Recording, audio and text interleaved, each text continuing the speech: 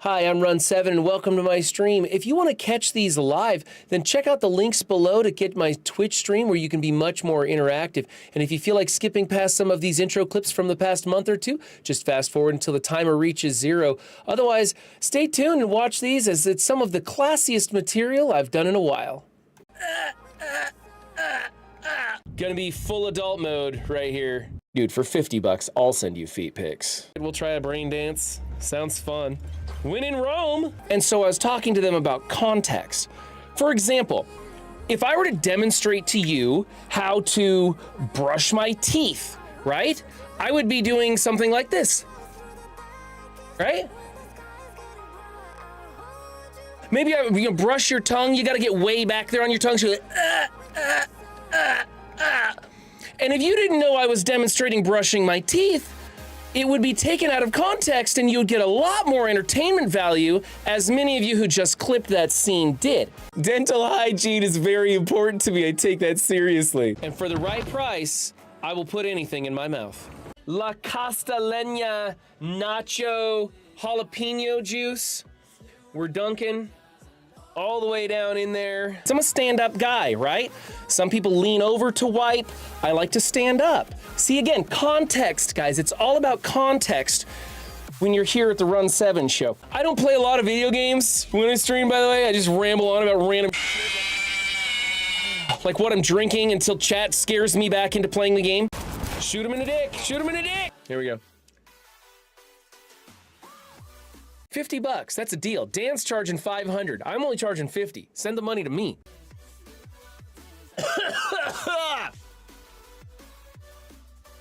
That's the worst. Our cognition is boosted, baby.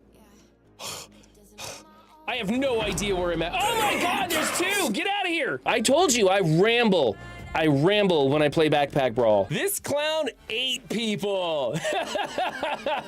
Legos were definitely made by like the descendant of a Chinese torture expert. I'm pretty certain it's gotta be. And you can be having this much fun too.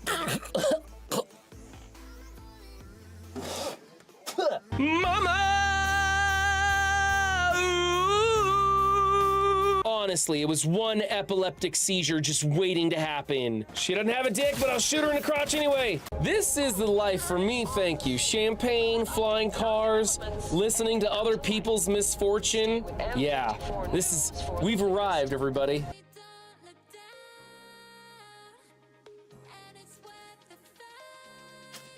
For me, everybody's favorite part, sing it out with me! Woo! Hips forward and swing my balls back and forth like this, like that, and then with the butt. Is that it? Did I just get it? Is that all there is to it? And now in high definition ultra 4K so you can see all the stretch marks. I want to live in this world when they got shit like that they advertise in public. Look at it! This is the most challenging, complex, and sophisticated strategy game you will ever play. Boom! Look at the big brains on this guy.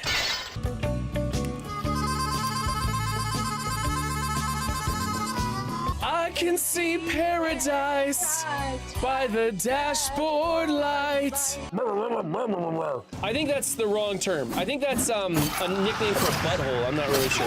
I'm a genius!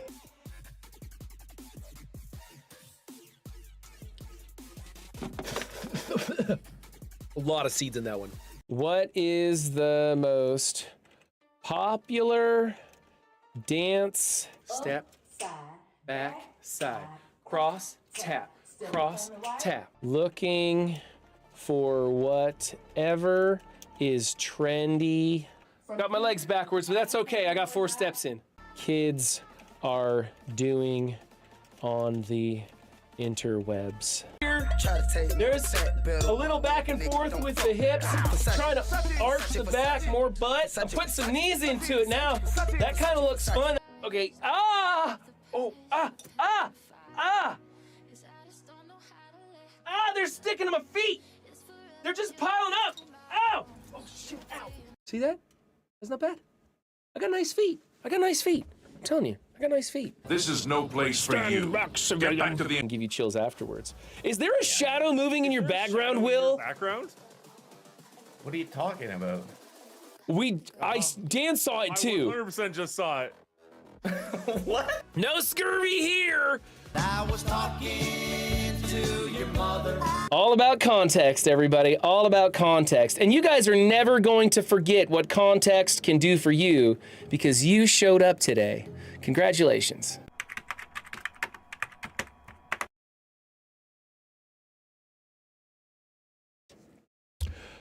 What's up, movie fans?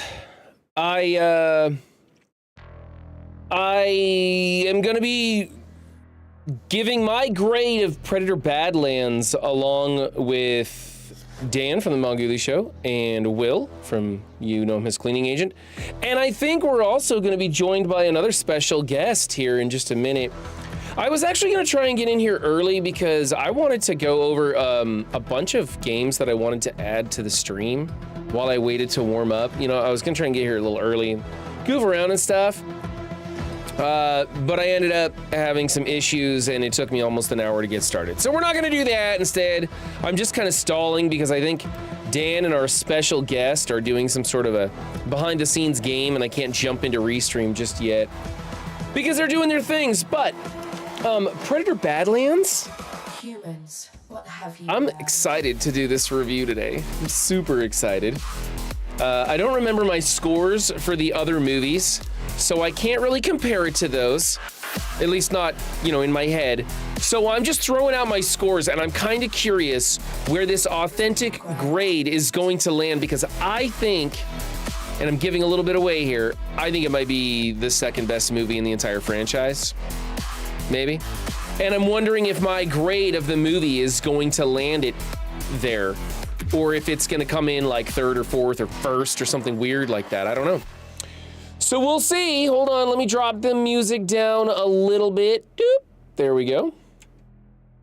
What's up, Wonderful D? What's up, Mrs. Hillary? What's up, Portland RoboCop? What's up, Shmoo? Thank you for joining me. I do have some Cyberpunk that I want to wrap up soon.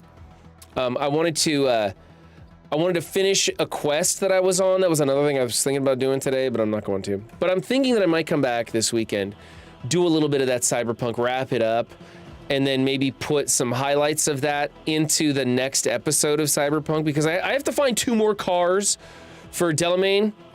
Out of the 7 cars, we just couldn't find them and I got frustrated and stuff was happening and I had to drop stream, so I didn't get to finish that quest. I kind of wanted to, but I don't want to have to like do that whole quest because it's kind of a dumb quest where you just drive around randomly looking for the car. And so I want to just kind of like show some screenshots of, hey, look, I found the 5th or the 6th car here and the 7th car here, and then here's what the end of the quest was, and then we'll jump into the actual gameplay on Sunday, is what I was thinking about doing. But I also want to have these stream games ready to go for Sunday's stream so that people can redeem them and we can do stuff. Kind of like what Cleaning Agent does with like Wordle and whatnot, but I found a whole bunch of stuff that the AI recommended for stream, and there's a bunch of stuff on the list that I've never even heard of. So I think it's gonna be kind of good. But let's knock on Dan's door over here and see if he's gonna be ready for us to jump in or not. He said 2 minutes. It's been about 2 minutes, I think. Go to R rating and see if we can't get in here, and I will switch us over to this monitor. We could do OBS virtual camera and hope he's ready. Oh, I gotta hit allow, don't I? That was in it, and maybe it would spell out. Is that Brian? That is Brian. That's me. That's me in all my glory. In all my glory, it's me. And there's our special guest, chat. It's Real Bubba Hotep right there. All right, I have Hi, invited guys. you to join the conversation.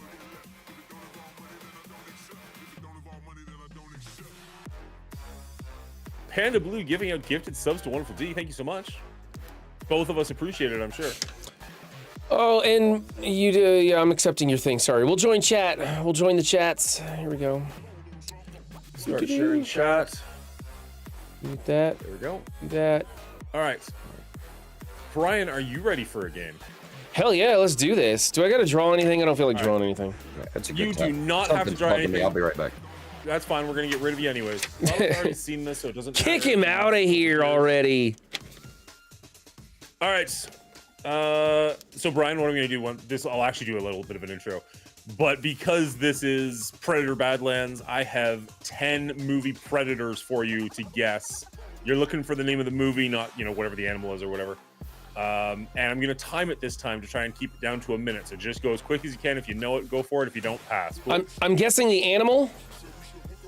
You're guessing the movie. You're guessing The movie based off of the animal. Based off of the animal. Okay, and I just got to go fast. All right, here we go. Just gotta go quick, and feel free to skip if you don't know it.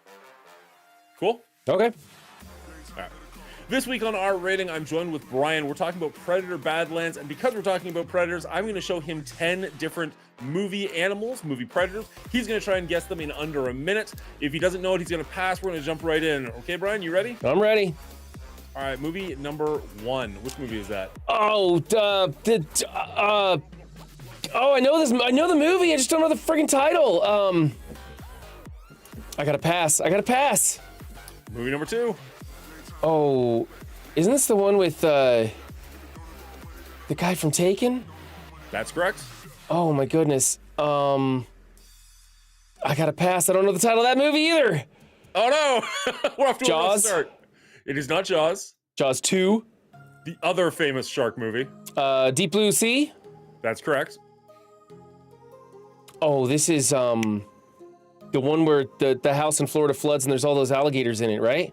That's correct. Again, don't remember the title of the movie though. I gotta pass on it. Oh no! Oh, what is that creature coming into the house there? It's sci-fi. That looks like some sort of a werewolf movie. I'm not sure if I've seen this one. I'm gonna say werewolves as a guess. It's actually a mutant bear, if that helps. A mutant bear. I don't know this one. I gotta pass on it. Oh no. Okay. This is a giant spider. It is not zoomed in. That's a giant spider. It's not it. Dang it. Gotta pass on this one. I don't know that one. Oh, this one's Predator Prey. This is Prey. That's correct. Well done. Anaconda. That's correct. The Lion King. Yeah, it's not. It's Gotta not pass. Photoshop. There's 2 lions. I gotta pass. All right, our final predator. Pass. Oh no! Unfortunately, we are out of time. You also got 4 points. That's what Mr. Hotep got. Wow, really? Okay. I felt bad because I knew some of those and couldn't get the titles. Up to Will to break the tie, I guess. Well done. Well done. All right. Gotta go easier, I guess. There's a lot there that nobody knew. Now, you did recognize a couple of those. I would be shocked if you didn't know the mutant bear. It feels like a movie you would have watched. Yeah, I just didn't recognize the scene or the creature from it. It had that snarly snout on it. I've probably seen it, and I just don't recognize the photo. It's not coming through to me. Sci-fi movie with Natalie Portman. Sci-fi movie? It was Annihilation. Annihilation? I don't think I've seen Annihilation. That'll have to go on my list. Okay.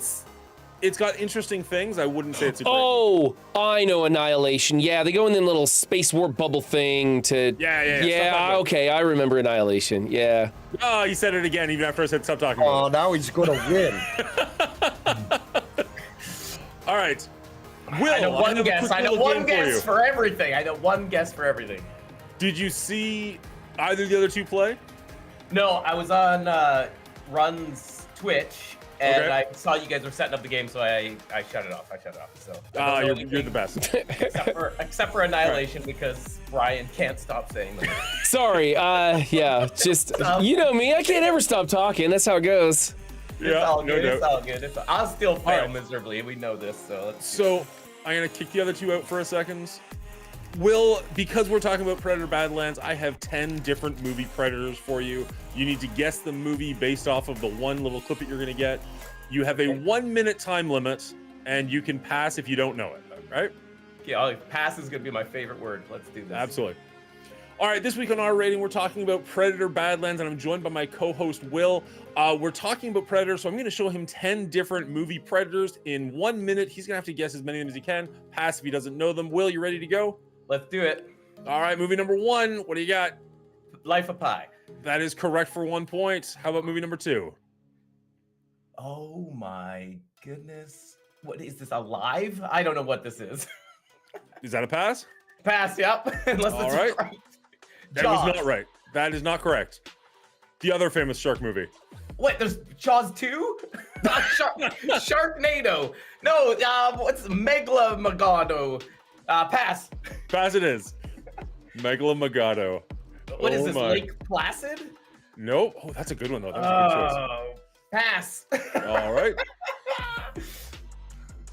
What the heck is this?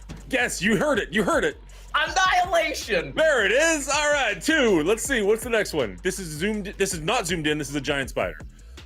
My only guess, yes, Honey, I Shrunk the Kids. Incorrect. Darn it.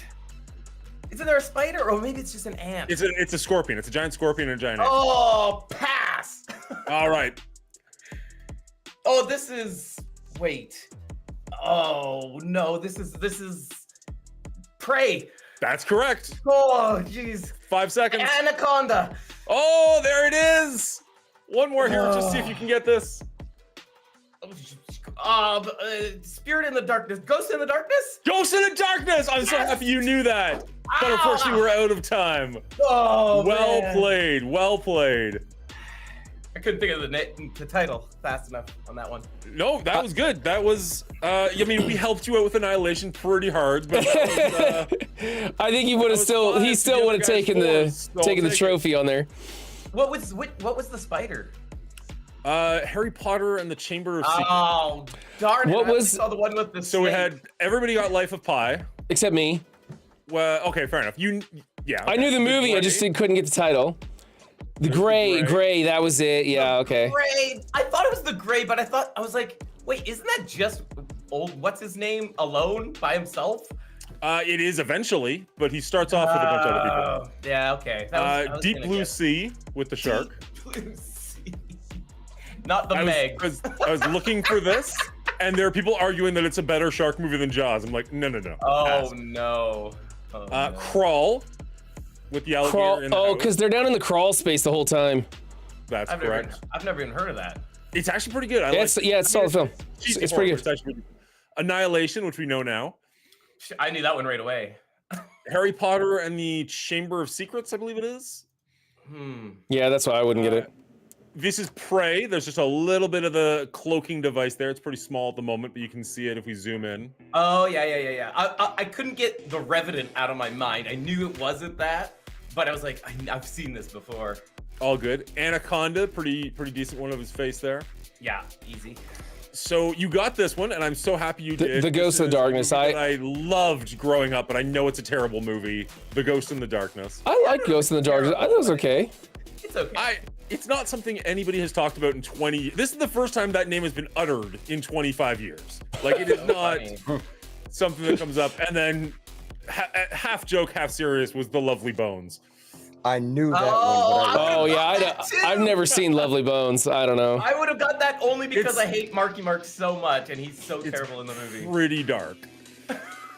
But he was great in it. Oh yeah, no, he's phenomenal. Like it's a What's his haunting name? movie. Tucci? Stanley Tucci. Stanley, yeah. He's so good All right. in that movie. It's the only good Awesome. part of the movie. Tucci's good. Period. You know. Yeah. Period. Yeah. Yeah. There's period. there's not much he's bad in. No, for sure. Nothing comes to mind actually. All right. So Good evening, poster- gentlemen. hello. How are you? I'm all right. Still fighting a little bit of a cold. I didn't get as bad as my wife, but I just feel it in the back of my body. That's Fighting. bad. Yeah, it is what it is. I love that you got the Predator 2 background for just because you're actually in the space. I love it. Yeah. We are joined today, for everybody out there who does not know, and obviously you should, by Steven, the real Bubba Hotep. He's going to be joining us today. This is his third time on the channel. But as per always, we are going to keep the poster rating just between the three of us. So we'll get his final score, but it won't actually impact the rating of the Predator franchise. Do you mind going by Steve, Bubba? no, that's generally what I go by. So I mean, that's good. That's good. I mean, I still call these guys by all kinds of names that I should. Asshole. Whatever comes to mind. It's just. Yeah, most of the time Will says, "Oh, damn it," every time he sees my name. So Yeah, pretty much. I mean, most times you deserve it. So that's very true. very nice. So what I was thinking we do is, because we're not really used to this setup, do the right intro as normal. Have Will go to me doing the whatever, and then I'll probably bring Will and Brian in and just kind of do the, hey, how you guys doing? Obviously, this is our first time seeing it because it's in theaters. Maybe talk about like your theater experience. Don't talk about the movie specifically or give your like, oh, this movie sucked, whatever. Just like, you know, I saw it at this time with somebody. And I'll be like, oh, we have a special guest. We'll bring Bubba in after like a couple of minutes. Just give the audience time to, you know. And just Dan, for a second. Bubba's hiding it, but you need to open the curtain. Yes. Yeah, we're not there yet. Yeah, Just making sure. Just making sure. Yeah, and I changed. Here, sorry, I'm gonna lose you for 1 second, Bubba. The Canadian corner, so you can actually. Nice. I like that. I like that. That's a good. Before it was like half covered by everything. It's like I can't get to Will fast enough.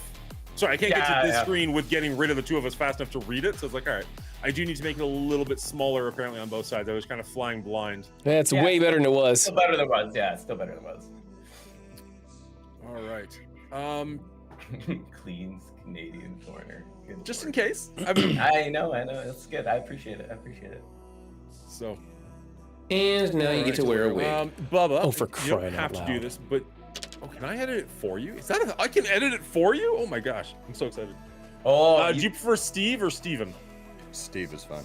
Rello, Yo. I can't wear wigs for the movie recording, buddy. I let you guys mess around with some stuff, but I can't wear wigs for the movie recording.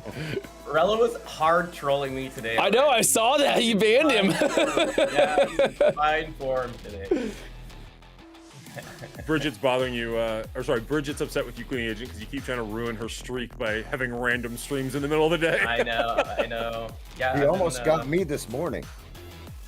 I've streamed every day this week. It's crazy. What were you streaming Arc Raiders today? Yeah, I was playing some Arc Raiders with T-Dub. That game looks so fun. Chadius. Yeah, it's a fun game. It's a tricky game, you know, looter shooter extraction, which are very if you die you lose everything type of things, which is, you know, just the way it goes. But yeah, it's fun. And it's crazy too, like this weird community has grown in this in like solo mode. Yeah, when you go in with solos, it's only against other solos, and a lot of times like if there's like an event going on with like big arc robots, people will just team up and be friendly and like help each other, and it's like super weird. But kind of refreshing in a way. So I watched a clip online of somebody who was doing that. Like, I can't think what it's called, but like it's between two apartment buildings or whatever. They're like, "Hey, is that Isaac? Fuck you!" And they're just going back and forth, but they're actually doing that. And it's like, funny. That looks fun. Like that actually like kind of endeared me to the game. The first time I saw T-Dub play the game, he had a gun that looked like he was out of Fallout 3. Like it was like a blaster laser thing. I'm like, I don't think this game's gonna be for me. But then every gun I've seen since then looks like a real gun, and I'm like, yeah, oh, they're pretty normal. Yeah. I just wish it wasn't $60. It seems a little high for what it is if I play it like once. Yeah, if you want to wait for a sale, that would make sense. You'd probably be waiting for a little bit just because of the. I'm just nervous that I'm gonna wait until it's cooled down. You know what I mean? Like, do I strike when the iron's hot, or do I wait to save money? Like, yeah, it's tricky, and I'm a firm believer that all this happy harmony of solos is going to disappear when enough people backstab that it's just going to turn everybody off, and it'll just be violence on violence. Yeah. You know, like the world today, burning. I don't know what you're talking about. But yeah, that's my thought. But I mean, yeah, I don't know. There's you can just go solo, sneak around, and just kind of loot and fight against AI if you want, as long as you want to avoid other people. But once in a while, you're just going to get rocked, and that's just the way it is. Rello's saying it's more fun when they can cause you to die. Does it have Twitch integration? No. Okay. I was gonna say that might be not a deal breaker. The opposite of that, a deal sealer.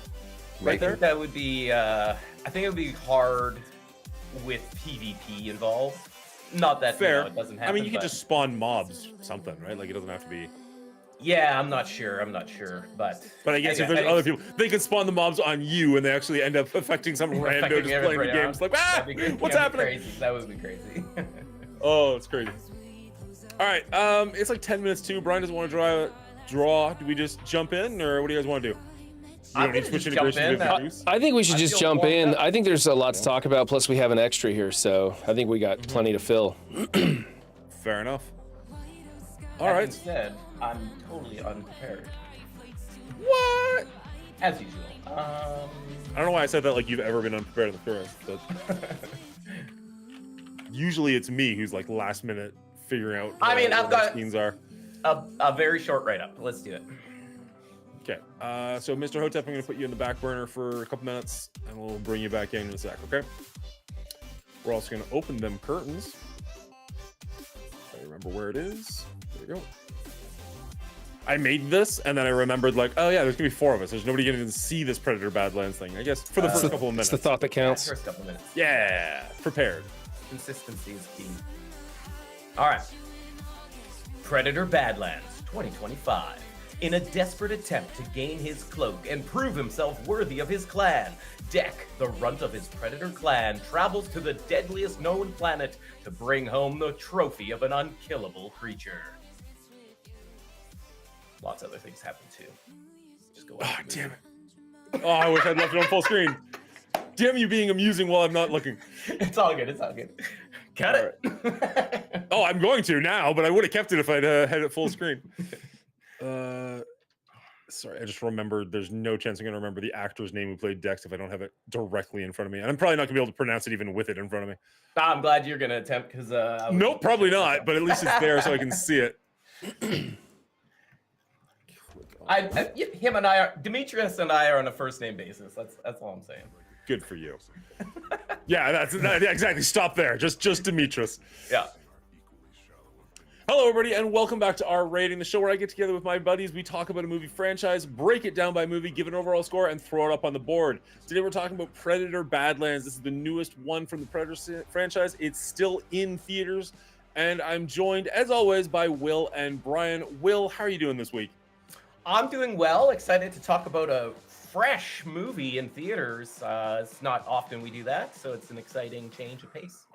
Excellent. What about you, Brian? How are you doing this week? I'm doing great. Stoked to be on another of one of my favorite franchises, the Predator franchise. Very good. Now, obviously, this one being in theaters, I have to assume we've all seen it once. Nobody's gone and seen it twice, right? How was your theater going experience? I went and saw this with a buddy on day one. Like, I saw it on Thursday at like 4 in the afternoon or something. The theater was almost empty, unfortunately, but this movie's made some pretty serious money in just the short time that it's been out, and I had a really decent time hanging with my friend and watching this one. What about you guys? You check it out by yourself? Do you have someone to go with? What about you there, Brian? I went with a buddy of mine, and we drug our kids to it. I was a little bit worried because some of these Predator movies are rated, violent, a lot of blood and gore. Luckily, this was just right for my my 11-year-old. He had no trouble with this. We had a lot of fun, and the theater was about half full. It was, one of the earlier showings, but I had a great experience at the theater, so I was happy to go see it. Very nice. What about you, Will? Yeah, I saw this Friday afternoon. It was a matinee. While my son was in school, I could sneak out and catch this movie. Went to in IMAX because it was the only thing available playing at the time. So, I don't know. I think it's probably better in IMAX. A big screen for lots of action and kind of scenic environments on the planets, which is cool. That said, again, it was early, so I don't think word of mouth had spread on this one yet. So it was pretty light. I mean, it was Friday afternoon, but everybody was at work except for bums like me. Fair enough. Now, we are joined this week by a special guest. You've seen him before on the show. This is his 3rd appearance on Our Rating. We're joined by Steve. He's known as the real Bubba Hotep on YouTube. Steve, how are you doing this week? I am fine, sir. How are you?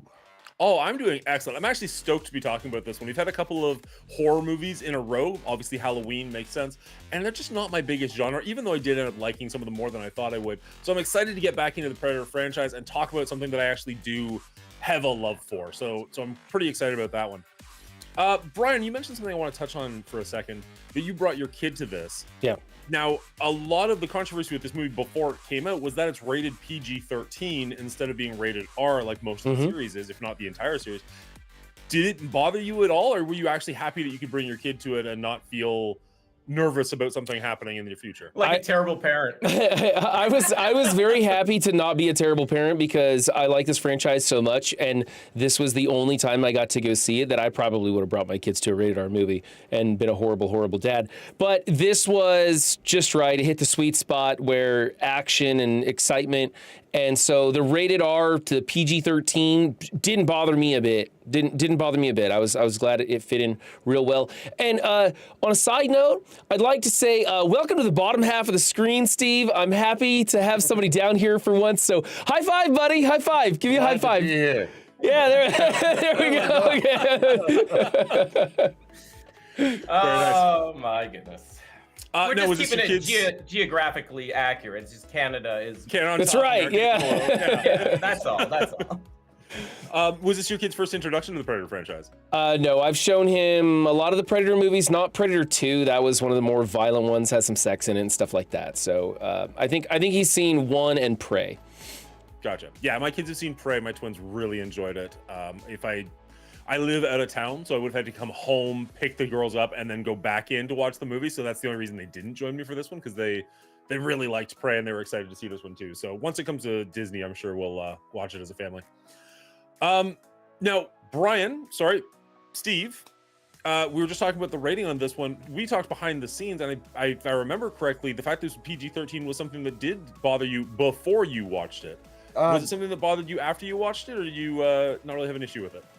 I have an issue with it being kind of knocked down because Predator has always been a big, bulging, blood, guts, severed limbs everywhere for me, and that's one reason I enjoy it. I'm a big horror fan, so when they brought it down to that level, I'm glad that my 11-year-old could go with me and he could watch it with me, but for my enjoyment, yeah, it wasn't real great.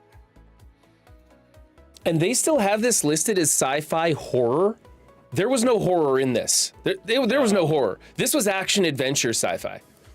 I would argue, and Steve and I did, the franchise isn't horror. Like when he said like the first one started off as a horror movie, I'm like, no, it didn't. And 1 and 2 ripping out spines, wrong, yeah.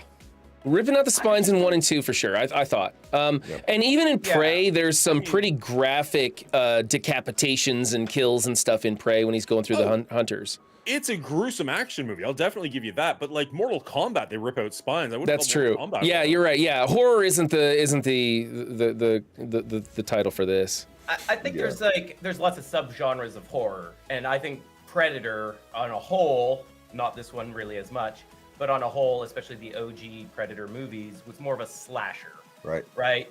Some bad guy is going around decapitating, pulling spines. It's pretty dark. It's pretty horrific, but it's more of a slasher movie than any other. So I qualify other Predator movies as more action slasher. I qualify this one as action comedy.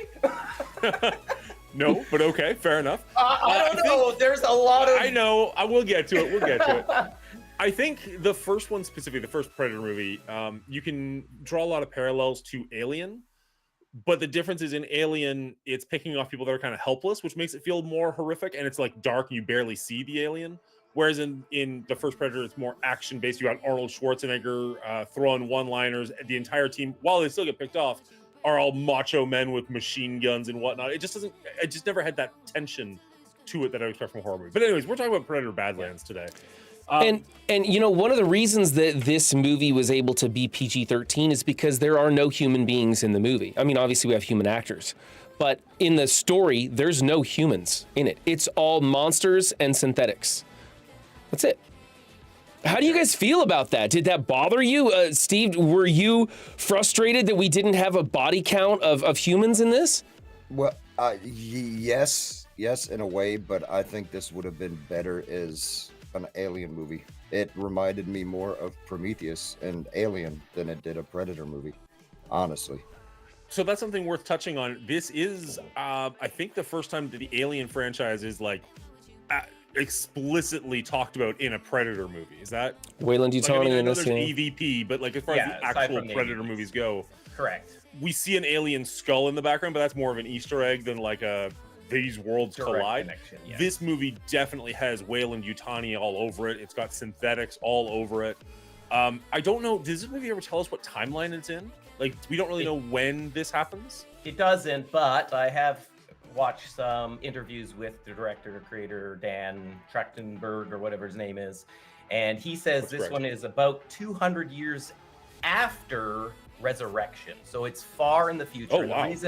The reason he chose to go so far in the future was that he knew that Alien Earth was coming, and he knew that Romulus was happening, and he didn't want to like step on the toes of any of the other things going on by setting this in a near date of those. And he didn't specifically know when those were set, but he figured he was safe pushing it into the future that far. That makes sense. And I just like to say that Trachtenberg did a really good job of world building in this movie by allowing space for all the other stuff that it kind of incorporates or touches on, you know, putting it far in the future. But also just like, it's so far away from everything else. He's able to do the things like make the Yautja the star of the movie and go into their home worlds and their clans and their laws and stuff. And I thought it was really cool. And I know he's a big fan of Predator, and I think he's done a good job with the movies he's done before, and I think he did a good job with this one as well. Yeah, let's stay there for 1 second. This is the first Predator movie of 7, I think it is, that actually has the Predators front and center, where they're not the antagonist, they're actually the protagonist. So we get to see a very different take on them. We get to see a little more of their culture. We get to see how they interact with the world. I really enjoyed that. Did that work for you guys as well, Will? Yeah, I don't mind that. I mean, after 6, 7 movies, I think it only makes sense to further explore what their civilization is like. You know, we've gotten bits and pieces along the way, but it's cool to find out more, see their language a little bit more, and how they work. I like that. I like that a lot. Did they fully execute in this movie? I'm not 100% sure, because we're learning about all of this cool background on the Yautja. First time I believe they call them Yautja in a movie, but then they spend the entire movie humanizing this character in a way, which is kind of odd and kind of seems like jarring a little bit. But that being said, a lot of things did work really well. Yeah, they're definitely focusing on an outcast of the society. So while we are seeing more of the society than we've ever seen before, it's still an outsider's perspective on it, as opposed to like one of the clan mates or something. It would have been kind of cool if we saw more of we're going to spoil this movie, by the way, more of the brother from the beginning interacting with the clan, and then kind of introduce us to Dak and take us outside of it. Who knows? I'm a huge fan of the movies Dan Trachtenberg has done, though, and if he's going to stick with this franchise, maybe we'll get more of that down the road. But yeah, sorry, He does have another project in the works. He just that makes me so excited. I didn't know Yeah. that. Yeah, he's And- very hush hush about it right now. I think that I don't know how you would make the Yautja the protagonist if you didn't make him an outcast, make him a runt. I mean, having him be a runt works to the director's advantage, because they don't need to have some 8-foot giant in prosthetic limbs and stuff. They can just put a big dude in a costume, you know, and touch up the face and everything. So that worked really well. And the way the plot unfolds works well, because we get to tell a story and they get to kind of humanize him a little bit. I didn't think I think they did kind of humanize him a lot, actually, but it just works out well in this storytelling. And I don't know how you would be able to tell a similar story if he stuck to his the Yautja Codex and was very rigid about those rules. It might make some of the plot points a little more interesting, but at the same time, I just don't know how you could make a cohesive story and have a traditional Predator.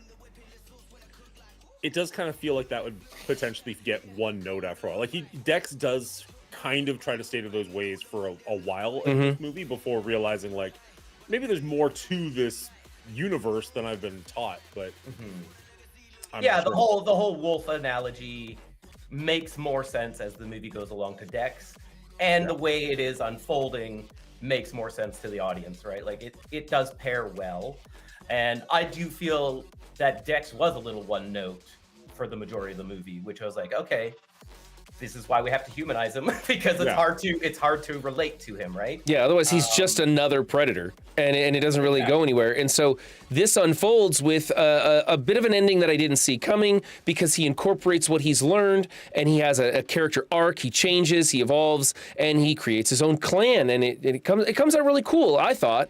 But I mean, that said, we could go a whole different direction and do focus on, say, a young Yautja trying to earn their cloak, and just delving deeper into their, society, their lore, and be invested that way, in which we don't really need to humanize them. We're just watching this and expanding their, the knowledge of these Yautjas. That I think is a possibility, but it's a very different direction. I think that would actually be pretty entertaining. I think that would come out something like 300, where they show the boy growing up in the Spartan environment and how they train them and everything. And that worked out well in the beginning of that movie. So I think you could do something like that. And I think we've got room for that to happen. We haven't stepped on any toes with this movie. This is one aspect, and there's lots of room for more stuff. Right. Well, and even if you didn't like this movie, you didn't like the direction they went with it, the nice thing is it's one character out of an entire race of characters. Yeah. Like, it's not like he makes it back to the Yautja Prime or something, which made me laugh, actually, and changes the hearts and minds of his entire clan or something. You got an entire city. You know what I mean? Like the next movie could never talk about Dex ever again. Mm-hmm. And it's only I'd be one fine. plan, This is a full story in my mind. I don't might. need another Dex story. I'll take it, but I don't need it. Right. I mean, they left that cliffhanger right there at the end where it's open to a sequel. And they did the same thing in the animated movie, though. Yes, Killer of Killers. Killer of Killers. And we had that also. And honestly, I thought that ending was more of a joke than I was laughing my ass off when he says that's my mother. I mean, that was hilarious. It was funny, and it went well with the theme of the film, but I just didn't like where this film went at all. I mean, if they would have explained a little bit more about the culture, because you have predators hunt alone, you have spoilers, the father wanting to kill the runt, then you have the mother with the ship going, so you think it's pretty well solitary and they're independent and everything, but then you have loyalty and companionship where his brother defies the father by keeping him alive, and even though they don't hunt alone, you have that scene where, again, spoilers, the unkillable monster is being killed, and the Yautja shows him respect and kind of puts his head up with him. So you can see compassion, you can see everything, and it just seemed like he turned away from his entire culture and history way too quick. Yeah, and that just bothered me.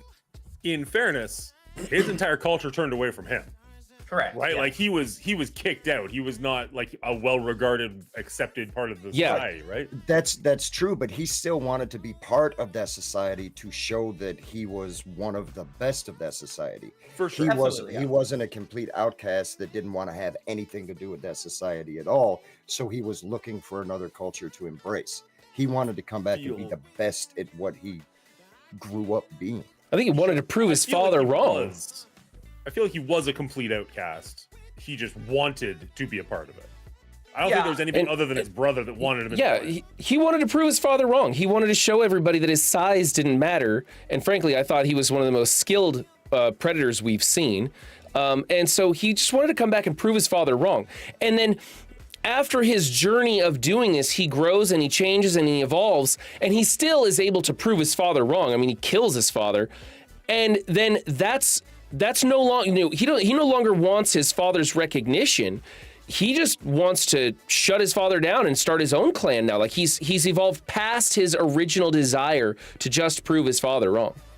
Yeah. I mean, his father killed the only person that was ever nice to him. That ever cared, yeah. So, he just wants his damn cloak, okay? And then he's getting that's pretty much out of there. Speaking of the cloak, Bubba, what did you think of the toys in this one? We always talk about the gear because every movie has a different set of stuff. What did you think about the toys in this one? I didn't mind them. I didn't really like the imprisoning. I kind of like the net a little bit more in Predator 2. That's just me.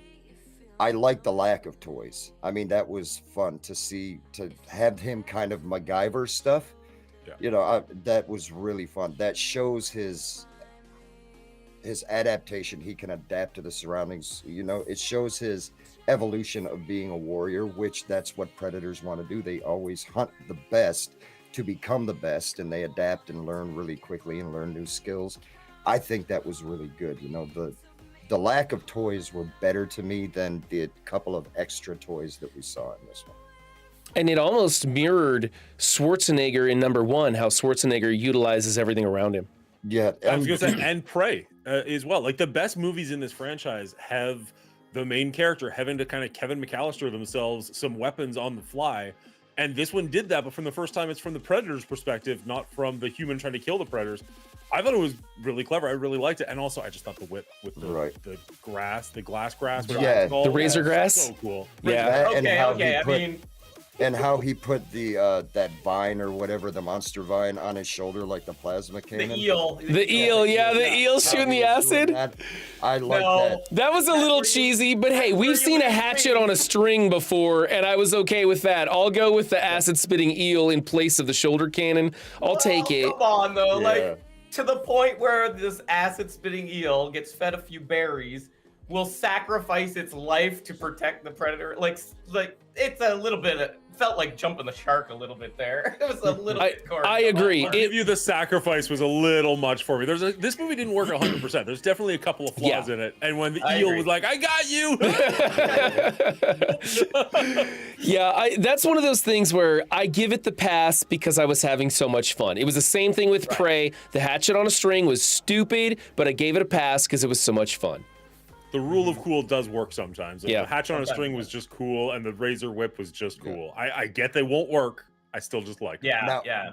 one thing I wonder about with you three, even though I grew up in the 80s, I'm a huge 80s action fan.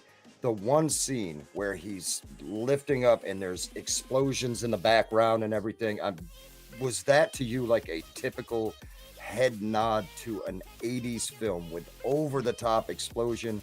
And whenever in the original Predator, when Schwarzenegger's lifting the torch up to attract him and he just lets out that primal scream, was that like a kick back to that genre? Can you remind me which scene you're talking about? Yeah. He lights up the gas or whatever the fuel is, and it blows up a big thing behind him. He's got the sword up in the air. Yeah, he's attracting the big beast. Yeah, okay. and- Bring the and he beast lets out. Yes, Arnold Schwarzenegger that was did definitely an before 80s 20. throwback right there, early 90s throwback, the big 100%. explosion. 100%. I also felt a similar resonance when he set off all those berries. They exploded and blew up every single android, which was a little bit much, but he got them all. And the whole time he's just sitting there calmly while all the explosions happen behind him. That was kind of one of those, like, I'm too cool to even be, bothered by these explosions, which again, it was fun, Slow but it was a little macho too walk much. from the 80s. When the building's blowing up, Yeah. behind you and the guys just Yeah. I got it. So the androids or synthetics, I guess, in this movie, not Elle Fanning, the warrior ones, which were the worst warriors ever. Yeah, they were was brutal. definitely one of my big sticking points in this film. I didn't care that they replaced humans with them because they can show milk all over the place instead of blood. That didn't really bother me. But if you've got these, again, I'm going to call them the warrior class because I don't know what else they were actually referred to as. Why are they so bad at being warriors? Yeah, they were terrible. Just awful. They've got these guns and they're walking directly up to the predator. Like, shoot them from a distance. What are you doing? Why are you walking around? How did a pair of legs take out multiple bot? Like, that was one of the worst scenes for me. I'm just like, oh no. Oh Yeah. no.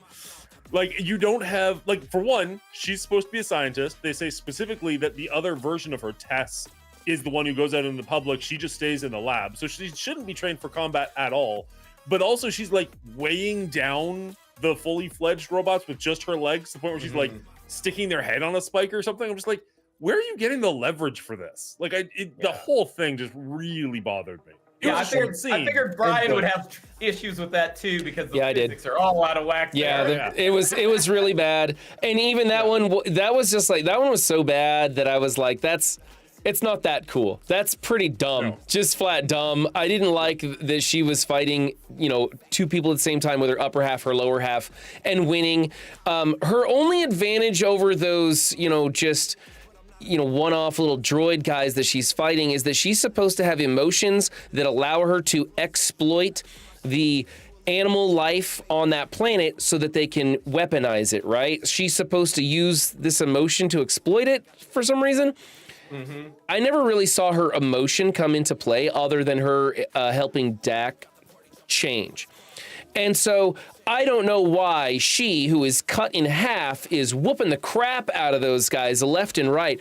Those guys were worse than stormtroopers. They were terrible. Yeah, I don't think we saw them do anything interesting or cool the entire movie. Nope. Right.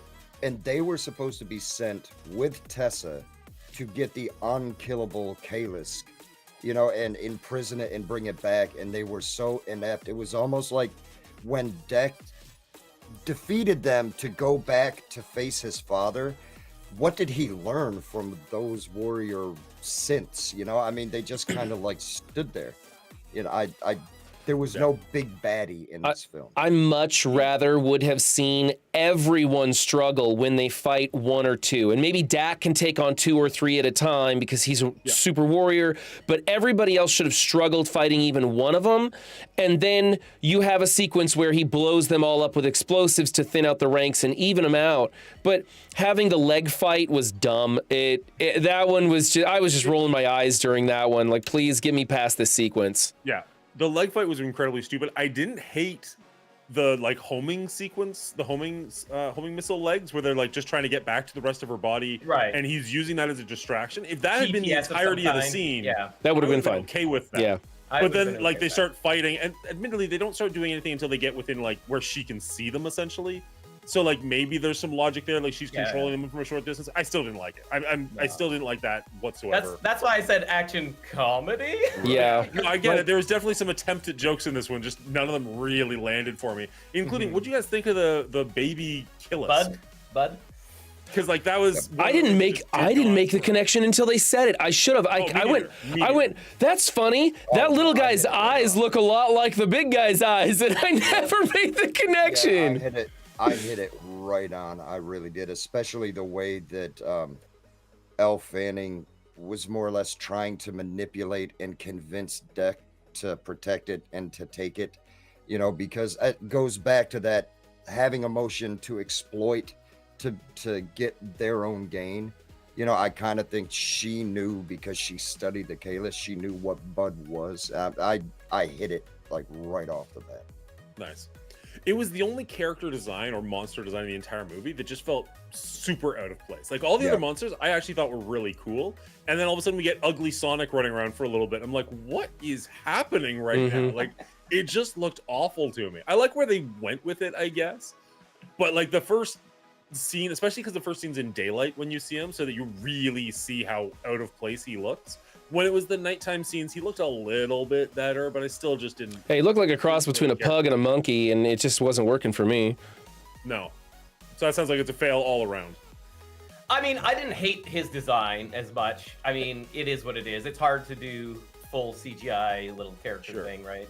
Well, and if they make him look too cool, then you know what he is right off the bat. Exactly. Right. And I didn't get until you see the full face of the big one, Kalisk, where you could see it's the same nose, same eyes, just different dimensions because it's a cute little puppy version. And they don't really show the face until quite late into the game. But that said, I more just didn't like the forced mimicry interactions, forced laughs that they wanted to pull from this baby Kalisk, this Bud character. I understood the reasoning for it because it all built up to the spitting on and becoming part of the Kalisk crew, but I felt like the humor was forced too much into this movie and it didn't always work. And I wasn't upset at all that this movie was PG-13. I was more upset that they chose to make it PG-13 with those forced humor bits. I felt like the action and the gore effects or whatever was bang on. It was great. I just felt like this is what made it feel PG-13 to me, not Right. anything else. Right. The cinematography, the look of the movie being PG-13, that really didn't bother me at all because there was still enough action to take place of the severed limbs. It was really the storyline. It was the writing being toned down for a 10, 11, 12-year-old. That's really what bothered me. Right, but that doesn't give you a PG-13 rating. That's a choice. Yeah, Write your movie I would have that way. appreciated Right, more it serious felt- writing in those scenes. Instead, we got like a Grogu kind of thing, and it was like I don't need a cute character. I've seen this shtick before. I want something real in here, and they went away from real to give humor, and it didn't add anything. If anything, it took away. Yeah, it So I almost gave didn't me a mind- Guardian of the Galaxy vibe. A little bit. The Grogu is actually nails it on the head for me, if I'm being honest. I didn't mind that he was mimicking him at the fire pit. That felt like, because you mentioned he kind of looks like a monkey. Like that kind of makes sense. Sure. We've seen monkeys do that before. It's when he puts the cloak on and follows Oh, her up to where yeah. the guard is, where I'm just like, piss off. Yeah. And the That drone was way seems too like, far for me. what do we do with this thing? Like they're so Yeah. dumb. Like so. Yeah. It was painful. Oh man. And did you know that universal translators are really expensive? Because she's the only one that has one, so that they can talk in Yaksha behind The universal translation line was way too. I wish they wouldn't have. They could have done that better. That was one of those things where they over-explained it for me, and I was like, "Come on, we don't need this line. We can figure it out." Well, and like, why don't the warriors have it? Yeah. Yeah. Like, How it's much like cost is there to implement? I'm pretty that sure into their- Chat GPT data. could probably figure this one out. This is 200 years in the future from 1,000 years in the future. Like, this is way in the future. They all got it. Come on, that's dumb. But- It was odd. Even so, if she's the scientist and she was programmed with a synth and everything, wouldn't she just, I mean, C-3PO could speak like 3 million languages. Why didn't they program her to just understand the language instead of having to give her a Having to turn it on. yeah. yeah. This is set in yeah. 2581, so we got some time.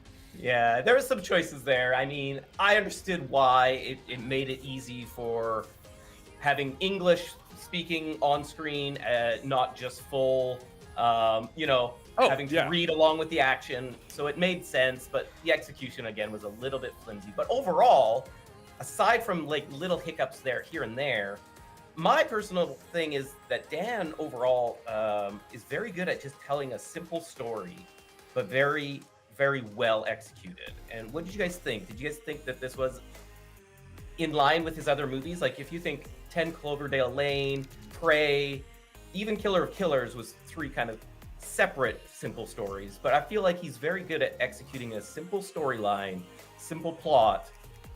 Did he execute this one for you in regards to story? For me, it's a yes. I think he did. So are you saying he could take a very quick message and drag it out to like 2.5 hours?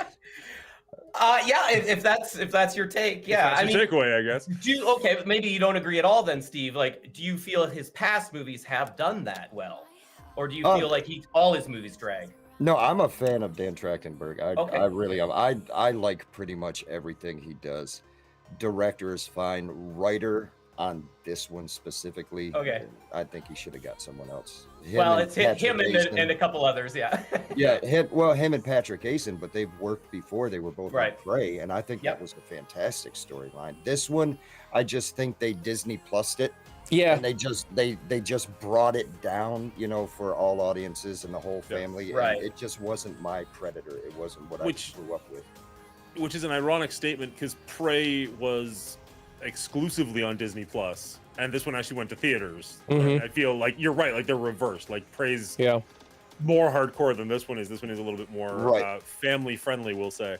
And it But feels it's like almost like when I was talking with you about, I think this would have been better. Animation is like Killer of Killers, and Killer of Killer would have done fantastic live action on the big screen. I think they flipped it. Yeah, I think I don't have a problem with cost-wise- Killer Killers being animation, and I Cost-wise, think it would be reversed. exactly.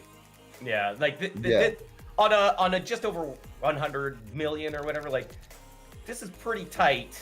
Yeah. Whereas Killer of Killers would cost a phenomenal amount of money. Oh yeah, definitely. But I and I mean, think is the storyline like in general? Say money didn't matter in a perfect world, Sure. I Yeah. think. Yeah. I think there's been too many $300 million Indiana Jones movies for them to say that money matters. I think keeping this down to 100 million was a really smart move. It's also worth mentioning this is the first Dan Trachtenberg movie in the Predator franchise that went to theaters, and it is already opening weekend blown the doors off of any other movie in the Predator franchise, which is pretty darn impressive. So I could see his next one. I'm not saying it needs it. I am not saying it needs it, but his next movie could have a significantly higher budget if he can prove that he is a well-known, well-liked commodity. And like Prey, I thought was excellent. Killer of Killers, I really enjoyed. This movie, spoilers, I really enjoyed. I'm legit excited for the next thing he's going to do in the Predator franchise. And Dan, with that 100 million, do you think that money was well spent on the effects in this? And I want to hear from Will too, because Will, you like, this had lots of special effects.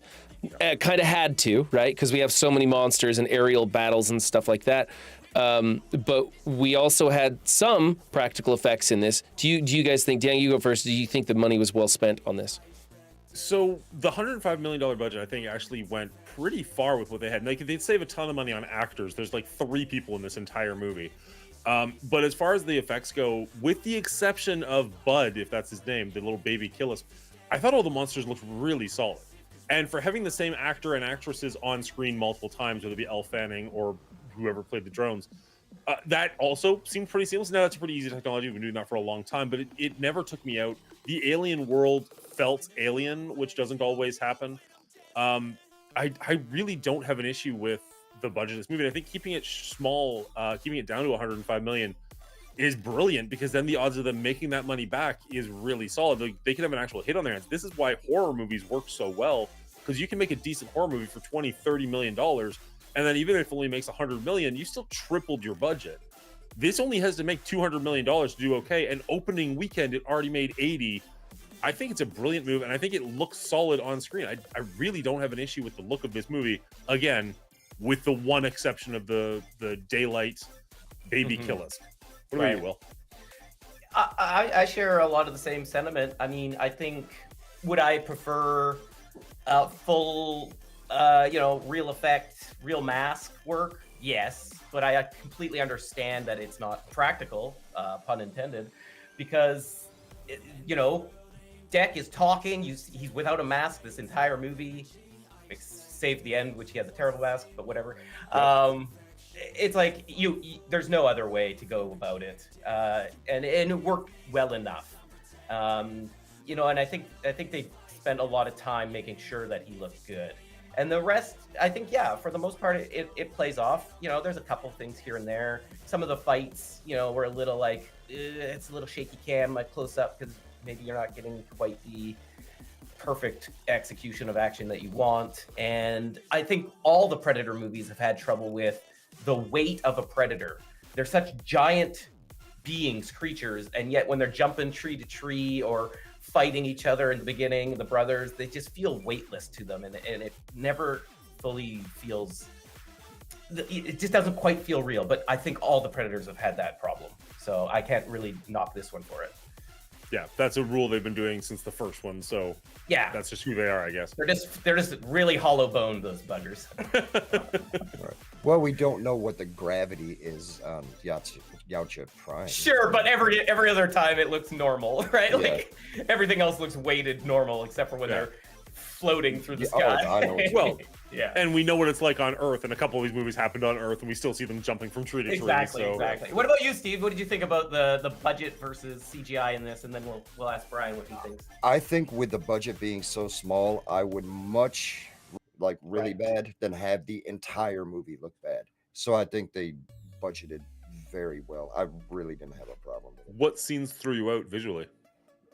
Well, the introduction to the Kalis, for one. I mean, it's kind of hard to make a completely digital, scene look like a green screen. It was focusing vivid full color on Deck, and just being so large, it was really pale, and it almost looked like green screen. And then there were some when Quay was in the front and Deck was sitting in the back, it looked almost like an iPhone version of 3D to me. Whenever he was going in that little remote ship and crashing down. It looked really, really flat when the monster was coming down through there. It just scenes like that. You know, the vines that he was fighting just got so full and muddled. I had a hard time watching the action in both scenes that they were in with him and with the synths. You know, it just so much color going everywhere and so much action going everywhere. It just looked really muddled. Blurred. Yeah. Yeah, just those few scenes. I mean, other than that, it looked really good for the money I had. And Brian, what about you? For me, the vine scene did not look good at all. I did not like the look of the vines. They looked different than the rest of the planet. It looked really drew me out. And I didn't like the fight sequence with his brother in the very beginning. They were not moving realistically because it was all CGI. That was just complete CGI. And so they didn't move realistically. That was them jumping around, you know, light as a feather again. So that one kind of took me out. However, Dak's facial expressions and his look when he was any scene with Dak in it without him wearing a mask looked amazing to me. I could not tell if his tusks were CG and they like had him, you know, wearing like a green hood and they did that later, or if that was practical effects that were really good. It had to be CG, right? I mean, Clean, did you research that? Do you know? Because his facial expressions were amazing that I could tell what he was expressing, and he's an alien, right? With no eyebrows and no mouth or anything. You can see him above my shoulder here. He looked great, and so that made up for it. I think the budget was great. They did a great job with what they had. I can live with the fake vines. I could live with some of the jumping around between the trees looking a little unrealistic, because the protagonist, looked great. I liked the protagonist, and they did a good job on him. Yeah, if Dex looked awful, that would take you out the entire film. Exactly. Now, what they said was a whole lot of his look was practical with digital enhancement. You know, yeah, a lot. Like I've seen like he's got this much of his actual actor face, Demetrius. That's his face right there. When he's talking, because he's actually talking, he learned the language. I can't remember who, but somebody actually wrote out freaking Yocha language for him to learn. He learned it. He spoke it, which is great for the chemistry on screen with your other actors. And so anytime that there's like close-ups and things like that, it is CGI for the most part. And it's more like the action shots and distant shots where he had like a full mask on. But yeah, I think they did okay with the CGI on his face specifically. There's very little that you could tell that was like, okay, that looks a little off, you know. Yeah. Right. And I read the deciding factor on if Dan Trachtenberg was going to do another one was based 100% on how well this one did. So it was almost like, I don't really believe in this. Here's a little bit of money. Show me what you can do. And if you make a hit, then we'll give you a lot more for your next venture. So I think the sequel is coming, or at least the Dan Trachtenberg Quartet, part 4 of the Dan Trachtenberg lineage, I guess you can call it. Well, we can only hope that they bring in the colonial space marines and we have a war between the humans and the Yautja, because, you know, when we went from Alien to Aliens and just went to a war drama, that was amazing and I loved it. I hope we get a war drama from Dan Trachtenberg on the next go around and we get to see some massive scenes of action with just whole armies. That would be amazing to me. Yeah, I would love that. That would be fantastic. I'm really not about seeing a sequel where he battles his mommy. I have no desire to see any more about Dak. Right. I would watch. I trust it. Okay, Dan Trachtenberg has nailed it 3 times in my mind, so I would trust him if he's got a story about Dex versus his mother. I'm not saying that I want that necessarily, but if that's what he makes of the next one, he's sold me a ticket already. Like, I will buy it to the Predator movie regardless. Right, but this became Alien-esque to me. It really did. It's almost like it's not an 80s, 90s Predator movie anymore, or Predator franchise. Steve, I'm going to stop you there for a second. We're not in the 80s anymore, bud. That's when the Predator was made, man. You know? Big, bulky. Alien was made in the 70s, so what? Let me ask you this, though, Steve. This is the 7th Predator movie. Do you want the same formula repeated over and over again, or do at least enjoy that Dan's taking a different spin on it or trying to tell different stories with the Predator.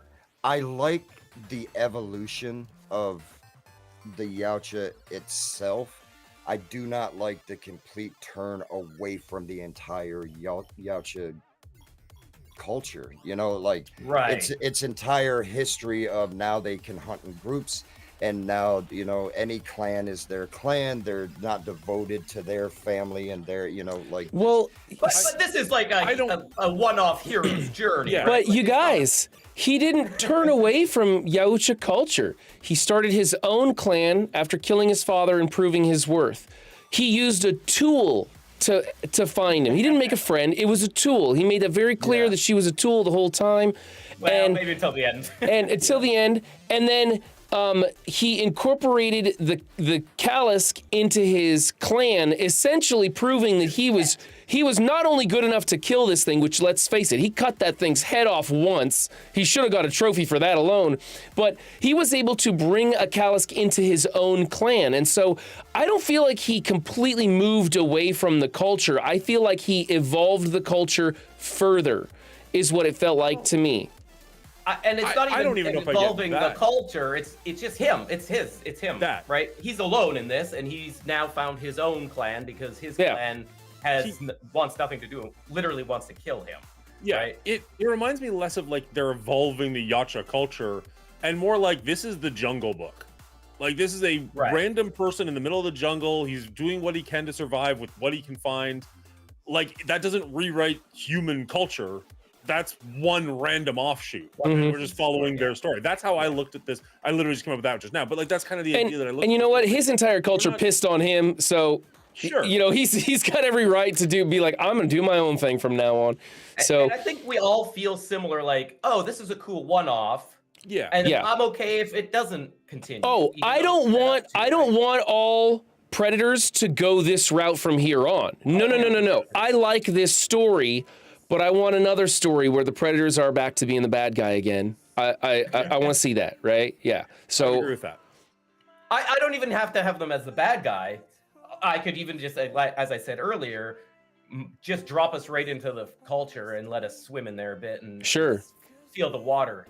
You know, fill that out a bit. Sure. And I would love to see that. I was hoping to explore more of the culture and the history, you know, and what went on, even with individual relationship in the culture. You know, we didn't have to see a broad, vivid picture of it. Just like family dealing with family, or one dealing with another. We've only seen that in AVP maybe. We've seen that in Predators, you know, where the big ones hunted the little ones, and that's all we got. We didn't see any intimate look in it. My only concern with, I guess, what Dan Trachtenberg has been doing, and it's not in this film, and it's not really even in Prey, it's mostly in Killer of Killers, so that's the one that I kind of want to be an offshoot. I don't like the idea that what Predators do is they send one Yautja to a planet, they try and hunt as many people as they can until essentially they die, because we've seen every single one of them die when they do this. And then once they die, the Yautja come to the planet and kidnap the person who killed them, put them in a biotube, and then make them fight other people in the future. That I do not want ever again. Like, Killer of Killers is 4 stories in one, and I really like 2 of them, and I don't really care for 2 of them. And like we even see like the female from Prey, and I think Dutch from Predator 1 in those tubes at the end of the movie, and my heart sank. I was like, no. So I'm actually super glad that's not anything to do with this movie. Like, this movie didn't touch on that in the slightest, and I hope that we never do ever again. Like that is the one thing Dan Trachtenberg has done with this franchise. I'm just like, no, thank you. Just because pass. didn't we have that in Predators? We had that in Predators. They drop them onto the planet. Those were all some of the best of whatever, and they took them to a refuge to hunt them, which is kind of what we got at the end of Killer of Killers. They were the big baddies, but they had no interaction with the Yautja before. That's true. They were just the bad of the bad of. Mm-hmm. Yeah, they were just on a different, like a big game hunt essentially, right? Like they kidnapped them to put them somewhere so they can hunt them there. I didn't quite get the same vibe of that from that movie, but also I wouldn't say that movie was a highlight in the franchise. So you know, sure, but it's similar thought process of like kidnapping these badasses and doing what they will with them, right? Right. So it's a similar vibe, but not, definitely not the same outcome. See, And I hate to break it to Dan, but little rumors on the new Dan Trachtenberg is that he was talking with Arnold Schwarzenegger about reprising Dutch. You know, and it showed little things about Carl Weathers, you know, bringing him at CGI back, you know, and stuff. So you might see it. I as much as I love Arnold Schwarzenegger, I do not want him in another Predator movie. No. And as much as I love Carl Weathers, what about just a cameo? No. What about just a cameo as him and an older self? And I don't even think it would be that. I think it would be animated. It has to be animated. Yeah, because he's cryo frozen in the same age, right? True. So I think they would just keep it in the animated side of things, and I don't know, maybe they do. Or really mess it up like Terminator Genesis. Here's how it's gonna go down. Deck's gonna be like waging war on all of Yautja. He's gonna go to this planet where they've cryo-frozen all the best warriors who have beaten Yautja in the past. He's gonna break them out. And Deck, Arnie, Danny Glover are gonna, don't forget little Prey in there too. They're gonna just get their arrows and their guns and they're gonna take down all of Yautja until they submit and all become humanized and live in harmony. The end. You forgot Adrian Brody. Dan, on the off chance you're watching this, don't listen to anything he just said. Like literally nothing. Just turn the show off now. It doesn't get better. Like just stop. Stop everything he just said. No, no, thank you. No, thank you. My only hope is that I'm even the slightest bit on the right, and he's like, "Oh, somebody, it's out. They don't like it. Okay, redact it. Let's rewrite something else. Fix it now." I like Arnold. I would like to see him get work. I don't need to see him go back to his previous work. I don't want to see Commando 2. I don't need a ninth Terminator. I don't want him in Predator. All of that just feels bad and wrong. And like you mentioned, like he's frozen in time. Like he shouldn't be 78-year-old Arnold. He should be, 25-year-old Arnold. And even then, I don't want to see it. But at least that'd be better than old man Arnold in a live-action film. I can't think of a way. I mean, like obviously, I'm not the creative behind this. I can't think of a way that they could bring Arnold in, even for a cameo, where I wouldn't just roll my eyes. Right. I don't want to rely on gimmicks for this franchise anymore. I want this franchise to get serious, get real, move forward with great storytelling. They have the capabilities of doing that. We're building good worlds. If they want to cryo freeze people, I just hope they don't unfreeze them, because I'm not interested in seeing anything done over again. I want to see new stuff. I would like to see a clan or multiple clans come in contact with something that is wiping them out, and they're trying to deal with it. And they all like one of the Predators has to get several of the clans to come together and fight against this enemy that is worse than the Predators. Maybe another species, a mechanical species, right? A robot species or something. I don't know, something. But I'd like to see something new and different. And I'd like to see it with a more traditional Yautja Predator than what we've got with Dax. Loved the Dax story, right? Just don't need to see any more of it. So what we're going to get is the synthetic woman from Alien Earth and her pet xenomorph. Yeah. And she's going to raise an army of pet xenomorphs, and they're going to start taking the Yautjas out. No, and that's Alien versus Mr. Trachtenberg, we told you, shut it off. Just turn it off right now. I told you it didn't get better. Why won't it let me maximize you? It's gonna be pet xenomorphs versus pet Callisks. They're gonna be fighting against each other. That's what it is. Yeah, not interested. Yeah, no, that was a 1,000% joke. Please don't do that. I don't even like the fact that they did that in Alien Earth. 100%. Okay, now that does lead me to an interesting question before we get to scoring this thing. This is the 7th standalone Predator movie, meaning not including Alien versus Predator. There are now 7 Alien movies. Again, we're assuming we're counting Killer of Killers. We all reviewed it. I'm assuming that. I think I'm prepared to say I like the Predator franchise more than the Alien one at this point. Like, I think the highs are a little bit higher. I would say that both movies have 3 really good and 4 movies. No, 4 good and 3 pretty meh ones. Right. I don't know. Do you guys? I've got the scores, I guess, from our rating. We can go back. We've done all of them. But like, off the top of your head, which one would you be more excited for an 8th installment of? That's a tough one. I don't think you could do Alien as a protagonist or anything. It's a one-trick pony. We did them as a puppy. Yeah, well, it's territorial. It's animal-like. It doesn't really Yeah, seem, it's even not like though a it's sentient intelligent, being as much. Right. Like Sure. it doesn't seem to But have it doesn't like have to be a sentient culture. being. I just mean a movie. Just No, I understand. I understand. I think overall, like your question is, which franchise do I prefer? I think I can't answer that because they're very different in their execution still.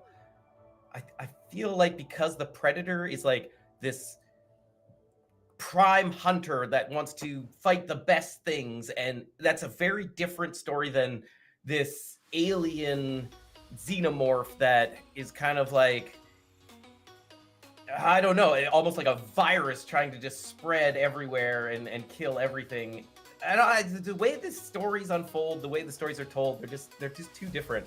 I like so many elements of both for very, very different reasons. That's fair. I'm gonna have to say that I think Dan Trachtenberg has opened up the opportunity for great world building and some great storytelling, and there are a lot of opportunities for some good stories to come out of the Predator franchise. And I think that the Alien franchise has some troubling issues in its future because they keep going back to the alien as more of a virus, and we've also got some different issues with Alien Earth now. So I think that the Alien franchise is on unsteady footing, whereas the Predator franchise, whether you like this movie or not, is ripe for new stories. I agree with Very that. well put. What about you, Steve? I kind of see a blend of both of them, almost like with Prometheus, almost with the carrying on the David arc of everything. I see them merging and trying to do better than AVP and AVP Rec. The second one did. Rectum. Yes. That works on more than one level. Yeah. Yeah. So I do want another David. I want them to wrap up that trilogy and put a lid on it, make a little more sense of it. I'd like to see something like that. I feel like we don't know what happened with that story, and I want that to be finished. Also, I love the actor who plays David and Walter. What's his name? Michael Fassbender. Fassbender, thank you. Fassbender. Love Fassbender. So I would like to see another movie there.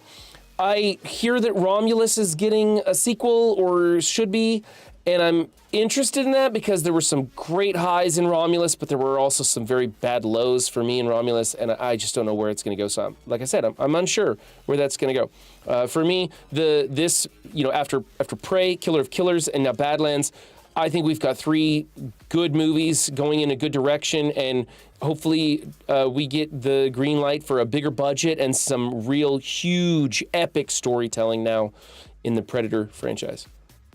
Yeah. I feel like in the Alien world, as much as I liked, I personally liked Prometheus, I think more than the average person did. It's easy to see that Prometheus and Covenant were probably fails. And then you've got Romulus is like the first one in a long time that actually felt like that actually hit pretty large with a lot of people. Whereas in Predator, we've had 3 in a row now that seem to be getting pretty positive reviews. So it just feels like it's more likely to continue in that way. Whereas Aliens could easily just fall off again if they're not careful. That's true. And yeah, I 100% prefer the Aliens as a race and not a genetic mutation, spawn, goo, whatever the hell is going on there. Yeah, I guess that's it. I see Alien as a sci-fi more than, and Predator as an action. So they're just 2 different genres, so it's hard for me to be like, which one's better? They're just 2 different genres. Leave it down to my ratings, I guess. Right. I'll always see Alien as a threat, an antagonist, something to overcome. And you can see Predator, even if it's the antagonist, you can still see him have more of a role in the movie and have more of an individualized character and being part of the movie, not just the threat of the movie. Right. Yeah. Yeah, not just a hive mind thing. Right. All right. Do you want to jump into ratings? Anybody else have anything more they want to say about Predator Badlands before we move on? Let's rate this thing. Yeah, with Predator. We're going to start with Steve today, our guest of honor. I think we will, but first and foremost, we got to thank some patrons. Yeah, including Steve, I think. Including Steve. See, guys, you join the Patreon, you can be on the show. That's right. Let's just clarify real quick. Perfect. Okay. Whoa. Shoot. Sorry. This will all get edited out. Where did Restream go?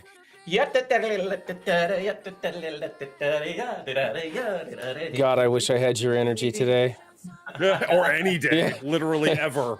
It's not even that I have the energy, it's just that it's been trained into me, you know? It's just I've been trying to talk him into adding a redeem on his channel for $20. That for a $20 redeem, he'll get up and line dance to Boot Scootin' Boogie before that mullet goes away. No, you're the only one that's gonna redeem it, and you do it multiple times. Multiple. Hey, that's a lot of $20 in your pocket, man. I know, And but I it would hate be my worth life. it. Definitely worth it. You have a mullet. You already hate your life. Might Yeah, as well. exactly. That's fair. That's fair. All right. If you like what we do and you want to support us, head on over to Patreon. There's a link down below. Shout out to our producers, as well as our executive producers, including Real Bubba Hotep, who's joining us today, and Dino. And thank you to our writer, Elder JM. We're not sure what we're doing at the end of the month, but we're sure it's going to be a good one. I don't know why I added that. That was entirely unnecessary, but whatever. Oh, sounded good. It sounded good. Same names every time. Yeah, it's all good. Gotta get you guys to do it one time. Just do something different. Sure. All right. So as per always, that's run stream. As per always, we're gonna have Bubba Hotep go first. His score we are very curious about, but is not going to impact the actual rating on the poster because he was not here for the rest of the show or the rest of the Predators that we did. But I'm still super curious where you land on this one. You did a spoiler review that surprised me, or sorry, a spoiler-free review that surprised me. So I'm curious where you're going with this. Well, as for this movie in general, it's not a waste of your money, especially if you can take your older children to go and see it, and it's more of a family-friendly. You don't have to worry about getting called to DHS or anything. But either which way, I would give this movie a 72 room temperature. Seriously, the storyline very, very weak to me. The character itself, just I went to go see the Predator that I was used to seeing. I wanted to see the big baddie and the Predator, and what I got was a coming of age film. Even though it really looked fantastic for the most part, there were a lot of scenes that were really flat. There were a lot of scenes that were hollow. There were a lot of scenes that were really so full I couldn't keep track. You know, and you could tell it was green screen and a whole lot. So that brings it down so much. But all around, if you're looking for a good time and a good way to waste your money, it's worth going to see in the big screen. Looking Wow. for a good way to waste your money.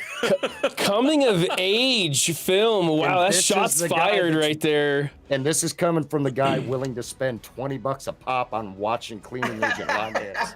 Wow. Now, for those, oh, sorry, go ahead. No. Yeah, go ahead. I just want to do a quick shout out to Steve, Real Bubba Hotep. You can catch him on YouTube. He does movie reviews of all kinds of new movies coming out all the time, spoiler free all the time. And then he also does new gaming reviews where he has no idea what he's doing and just talks about that. So catch him in YouTube. I'm sure the link will be down below. Dan? Absolutely. It'll be in the description when this goes on YouTube. Well, thank you guys.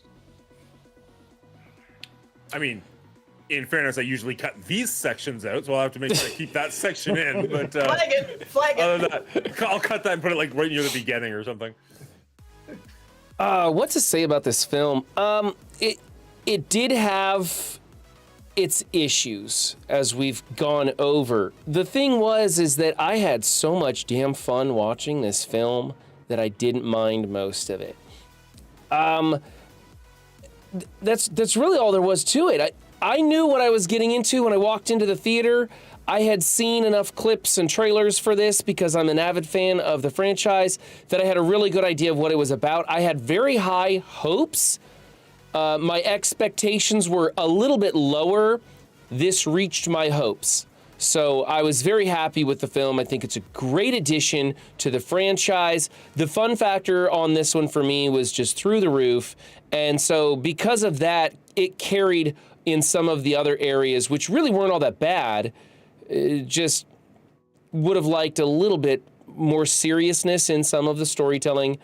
Some of the humor didn't land so much. Some of the jokes were pretty funny, but for the most part, I would have rather a more serious role. Overall, this movie gets an 88 for me. I think it's a really good addition to the franchise, and I hope to see more. Very nice. That's a killer of killer review there.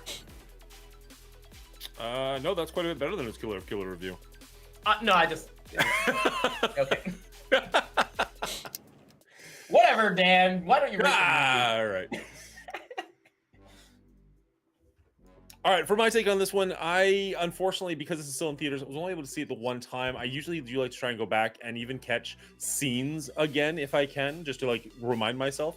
So I wasn't paying a whole lot of attention to the sound in this movie, so I don't really know where to land that one. But nothing stood out negatively either, so I don't give that one too hard of a score. The cinematography really worked for me in this movie. I know Bubba Hotep was talking about the green screens. I didn't personally notice that too much. There was a couple of scenes that, it looked a little wonky, but overall it didn't look too bad to me.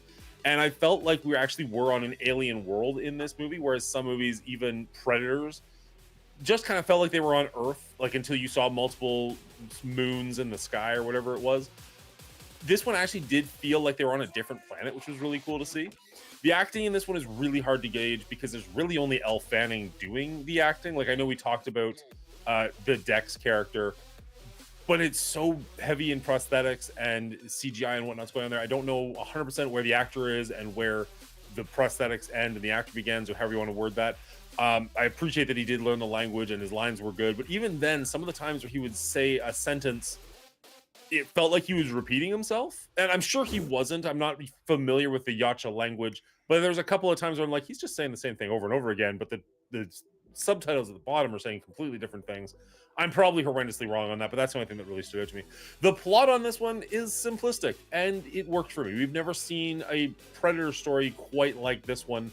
I don't necessarily need more of it, but I really enjoyed what I got of it. And like Brian, the fun factor on this one was really high for me. I just enjoyed it. There were a couple of things like the character of Bud or the legs fighting and taking out multiple robots that were really stupid, but they weren't stupid enough to take me out of the film for longer than while they were on screen. Overall, I really enjoyed this one. I'm giving it an 87 out of 100. Right close to Brian, just a little behind. Very nice. Very nice. All right. This is for Bubba because Bubba's rating is... It doesn't matter, obviously. But I do lean closer to Bubba, but not for the same reasons. I appreciate original Predator movie is like a hero's journey action movie. This is a hero's journey action movie. Like, it's just flipped on its head where it's the Predator who happens to be a run. Why he wasn't killed off immediately, I have no idea. Obviously, they knew he was a run. Maybe they get growth spurts really late in life. I don't know. But, there's a lot of questions about the Predator or Yautja culture that really kept coming back into my mind while watching this. So I do wish and yearn for more Yautja culture because what I think Dan Trachtenberg is doing is really pulling from the literature that has been written, comic books, and all of this other content that's out there, and is finally kind of bringing that to the screen. Right to the very end where the mothership comes down, and that's the last line, the cut line. There's been mother predators in the comics and other literature, and they're always bigger, more menacing creatures. Like, they are the ones to actually fear, but we've never seen them on screen. So even just the shout out to the possibility of seeing that is kind of fun. And that's what this movie is. It's kind of fun. There's lots of great action. The PG-13 rating didn't deter this movie at all for what it accomplishes in action and brutality. But I do believe they did make some choices that I didn't agree with, like in regards to the overusage of humor or attempts at humor. And that did take me out a little bit because it just wore on me. And I understood the reason for it. Deck is this like hard Yautja who has no want or desire to get help, but like they wear him down throughout the film. I just feel like the humor was so over the top to get him there that it just kind of took me out a little bit.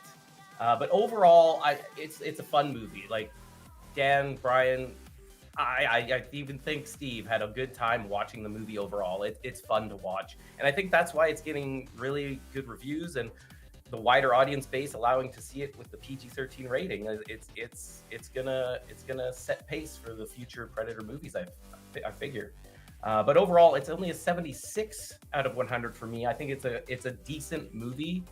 It just didn't quite go far enough to make it a great movie for my liking. That's fair. There were actually two things. Oh, I just lost my monitor. That was weird. I mean, you're still there. It's okay. It's back on. Sorry. There were actually two things that I forgot to mention that were issues, both good and bad. Right. Do Do you want me to go both big screen so you can add this to your thing, or? if you want to, sure. I did think that Elle Fanning did a slightly above mediocre job in her character roles. Playing the initial character, she was cut in half. I forget what her name was. She did a good job as that character. I don't think she did as great a job as the evil sister character in that one. It wasn't bad. It wasn't stellar. That's all I wanted to say about that. I do like Elle Fanning, and I think she's a phenomenal actress, but I think she could have done a better job portraying her evil sister. However, one thing that we didn't talk about was the character aspect of Dax saying, you give up too early. This is a character who, since birth, has been on his heels, next to dying. He's always fighting for his life. So every time, like his brother says, do you yield? And he says, never. And his brother says, good. Because his brother is teaching him never, ever give up. And in this movie, he's constantly on his heels. And even Elle Fanning is like, oh my God. And he's like, you give up too early. Like, he's used to this. That's nothing for him. And he came off like a total stud in this film. And I thought that was a cool character trait. This guy who has always been fighting for his life, who we'll mention should have died as a runt at birth, but instead somehow has miraculously made it to this point where even this minuscule form is still a total badass. So I really like that about his character. And I don't know how you're going to edit that into the whole thing, Dan, but you go right ahead and try. Well, the second half I probably will. The Elle Fanning one, it'll be tougher, but Yeah. the second part I can probably get into somewhere. I agreed with Brian a lot. I said it when she was Thea. I mean, she was good. She was relatable. Tessa, on the other hand, she wasn't a big baddie. And it didn't make sense. Yeah. There's writing issues or story issues there, right? Like, they build the Kalisk up as being the big bad, and then they switch it to this Tessa character who's had little to no screen time to build that fear or intimidation or character in general. And even her jumping in that mech didn't do it, you know? Exactly, and that another throwback to Alien, right? Is Which was cool. Mech fight. That's where the audio kicked in. I heard that audio. I was like, that's the mech's audio from Aliens. Yeah, although it's like really dumb as well. It's like, why wouldn't you put the freaking shield down right from the get, you dumbass? Yeah. Like, Can't you see he's going to shoot you with an eel? So like Tess and Thea? Yeah. Thea, and I Tessa. Like they're like Elle Fanning is playing both of those as fairly muted characters. But I mean, aren't most of the synthetics we see in the Alien franchise pretty muted? Like Michael Fassbender's quite muted, Ash is quite muted, Bishop maybe in 3 gets a little bit more, but then it's debatable if he's a synthetic or a human there. Like that's kind of on par with how synthetics act. But Michael Fassbender nailed the muted of both of the characters that he was playing, just straight out. Lance Sure, but we Henriksen, that's on screen for like 2 minutes. He nailed the Yeah. character. David and Walter were two extraordinarily vivid characters for me, and for him to take an android and make it such an amazing character for me, in my opinion, was incredible.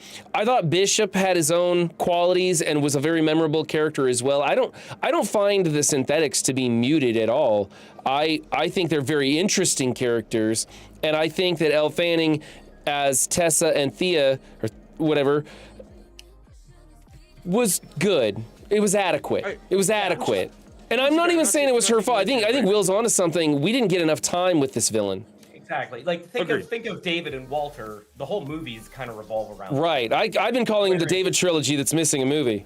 Exactly. Whereas this movie, you get again like 5 minutes of Tessa. Right. Like you But- just don't have time to build up. But for me- late movie swap into the main villain. It's just there's not enough time to build it. But for me, it wasn't. well. Oh, I'm sorry. For No, me, go it ahead. wasn't so much Tessa not selling it because we didn't get to know the character. She did not seem like a big baddie to me. She didn't seem like somebody that would get gobbled up by a Kalisk and freeze the thing from the inside. She just didn't sell it to me. You know, Thea, on the other hand, I think that was the worst thing because the more screen time Elle Fanning got, the more it felt like she was relating to an imaginary character. You could tell the imaginary character was imaginary in her mind and she wasn't working off of it and she was looking at a green screen. It seemed like she was just off and distant. She didn't really embrace her character. That was the big problem that I had with hers. Tessa, on the other hand, she just didn't sell it. I mean, even when she grabbed that vine behind, it seemed like it was way, way off for an Elle Fanning character to do that. I had a bigger problem with the Catalyst myself, being like, oh, it's unkillable. Oh, but these freeze grenades that you Yeah. have on your ship will Yep. kill it so fast, no problem. From the inside, but yeah, Sure, but like yeah. a Predator will figure How that did out. she not get frozen? She's a Right. synth, Well, man, she it's all was. good. Remember, she had like the She's some the frosty. Jack Frost on. Oh, She had okay. a little frozen booger on her nose Yeah, or something. she had an icicle snot hanging. But yeah, I mean, Snot what happened sickles. once the Kalis- what happened once the Kalis thawed out? That's what I'm saying. The head regenerated very quick. So if the Kalis thaws, does Yeah, I don't know. I think maybe because it was in too many pieces, it's over. Again, it's the problem with putting an unkillable character in your movie. Right. If I was if nervous about that because that's something I Exactly. hated in Venom 3, That's what Yeah. I thought of immediately. and yeah. it didn't bother me as much in this one. Maybe It I don't wasn't know. as bad. It wasn't as bad in this one. Yeah, we Um, didn't see because the one in Venom literally gets diced into a million pieces, falling from the sky, and still comes back together. I'm like, okay, no, Exactly. like rejuvenating from like a head wound is weird, but like that's one thing. But like when you're literally liquefied and you're like, nah, we're good. It's like, okay. So like if Deck beheaded this thing, just took it like a football, and just hit her, would he 50 yard, yeah. would it eventually die because it was But just it too did- far away? Did it not He- grow a new head? I thought it grew. No. I didn't think It attached it. Reattached. Did it reattach? Okay. Yeah, I think it regrew its tail and other things maybe. Yeah, But the tail came back Yeah. super fast. yeah. So Yeah, I don't the know. head I, reattached yeah. quick. I just feel like That in would have been both hilarious, cases- though. Usain Bolt that thing just as fast as you could possibly go. Give me my trophy. Yeah. Daddy's gonna love this. All right, let's do this thing. Whoops. I need that.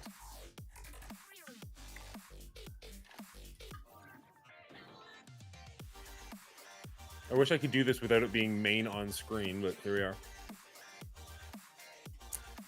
And with that, Predator outsqueaks Alien by just the tiniest bit to become the second highest franchise on our board at the moment with a score of 74. How do you guys feel about that? Predator, well, I mean, it's quite a bit behind Dollars Trilogy, but like in second place. Does that feel right for you guys? I think it must feel right for Brian because his average is 75, so it must be bang on, Brian. What do you think? Yeah, I like it right there. I'm thinking that, like we've said a couple times now, we've had a series of good movies coming out of this franchise, and it's been pretty rocky over there at Aliens. And not to mix too many movies together here, but this feels right, and we'll see if we get some more out of both of these franchises. I mean, it could be a dogfight at the top of the ratings here. We're never going to catch up to Dollars. That's just quality right there. But I'm happy with these, and I'm happy with the 28 being under at Mad Max and stuff. So I'm good. I'm good here. Yeah, I think Brian's right. The return to form on these recent Predator movies gives it an edge for sure. And I'm okay with it taking over Alien at this point. And its placement is okay. It's okay for me. Very nice. Yeah, And- gotta That tell might be you, the end. So to be honest, I might just cut there and do my outro and call it a day. You know what? We're a year plus into these movie franchise reviews, and I think that hopefully this will be the year when we start tackling some of the tougher ones, some of the good stuff, some of the films that are gonna be fighting for the top of this rankings here. Like And- Honey, I Shrunk the Kids. Yeah, that was the first thing that came to mind right there. That was it. How'd you read my mind? Yeah, but I'm just saying, like, I'm eager to do some stuff like Terminator. I'm eager to do some stuff like I don't know if we're ready for Godfather yet, but man, I would love to. Dan Chicken said he's not there yet. I want to tackle some stuff that's prime contenders for the top of this list. I'm ready to take it on this year. Are we hitting Avatar soon? Isn't that top contender? I couldn't even say it. Godfather, you go straight to Avatar. well, I was being nicer. I was about to say you guys are ready to tackle Clerks, but he Oh, went straight for yeah. Avatar. I mean, I don't know if Clerks is the highest end of filmmaking either, but No, it's you know, definitely not. But we were talking about getting away from the blood and the gore for a little bit. And I mean, we're going to do Avatar and then Kill Bill. But maybe in the new year we can do like a Clerks or a Back to the Future. Somebody mentioned that, like something a little bit More lighter comedic. hearted. I'm not actually opposed to doing Godfather because at the end of the day, I don't think it's an untouchable trilogy by any stretch. Like it's easily something we can discuss. It's just one of those I feel like I want to do a bit more homework on than just kind of show up after having watched it I think the over the Untouchables course of is a different- 17 days. A different movie Sorry? anyway. That's it. What? I think the Untouchables is a different movie anyway. Yeah, you're not wrong. Let me do an outro and then we can just chat for a minute. Sounds good. Yeah.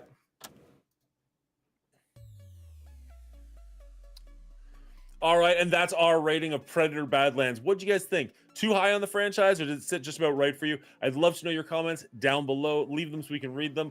And if you enjoyed this, we can... wow, just all over the place. All right, that's our... forgot my name of my own fucking show. See, as soon if I can get it the first time, I'm good. As soon as I fuck up once, it's like 4 tries later.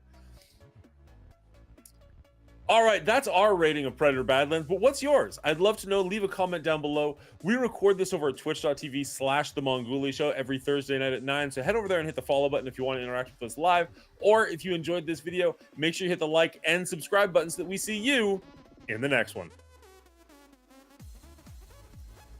This is how we do it. All right. That's a wrap. What were we actually... Oh, yeah, shut the curtains. Shut the curtains now. Shut her down. Shut her down.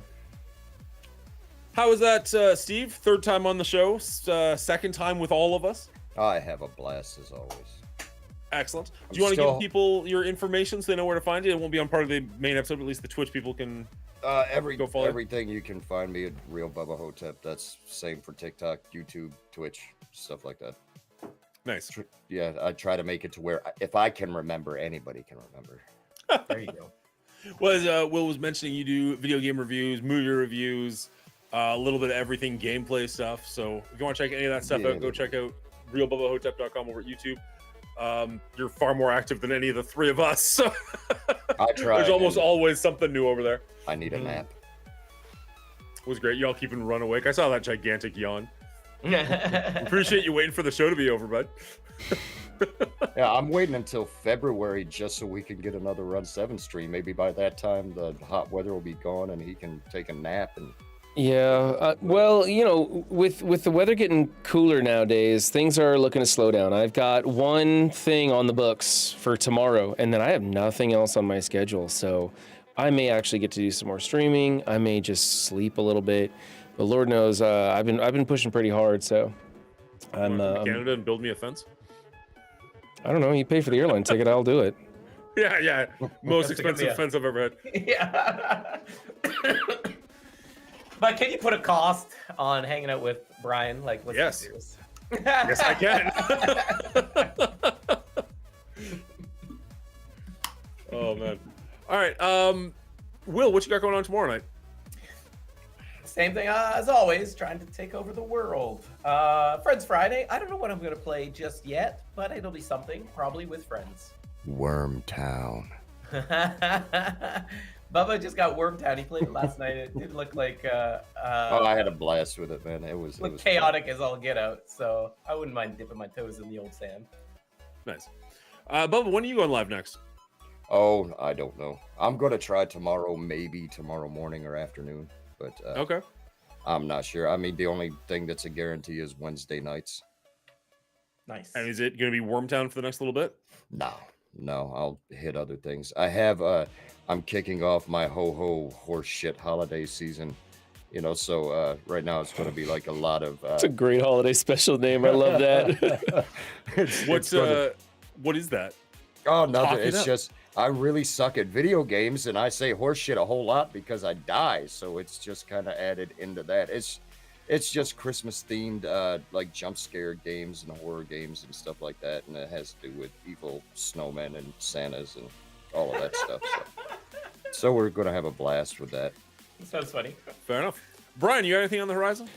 Tomorrow I'm gonna be watching these guys stream probably, and Sunday I'd like to get started streaming a little bit early. I have a list of some redemption style games that I want to put in the lineup and test them out, see if they're any fun. You know, kind of games kind of like Wordle, where chat just gets involved and we all do silly stuff for 10-15 minutes and then get back to Cyberpunk. I'm having an absolute blast playing Cyberpunk, going through that story, and these days video games themselves, AAA titles especially, are becoming my movies. The stories are so intriguing. The characters are deep and inviting, and I'm really enjoying playing these crazy good games because it pulls me in the way that movies do. And I love the way that portion of the gaming industry is going, how we have these actors moving into the gaming industry to do voice acting and play themselves. I mean, you've got Keanu Reeves in Cyberpunk playing the character Johnny, and he does an excellent job. It's an interesting character, and I love watching this unfold in front of me. It's why I bought the full game and the expansion pack, because I knew right away I wanted to see everything this franchise has to offer.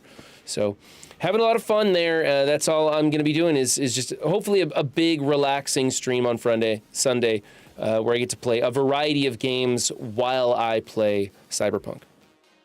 Nice. I got a quick follow-up and then another question for you.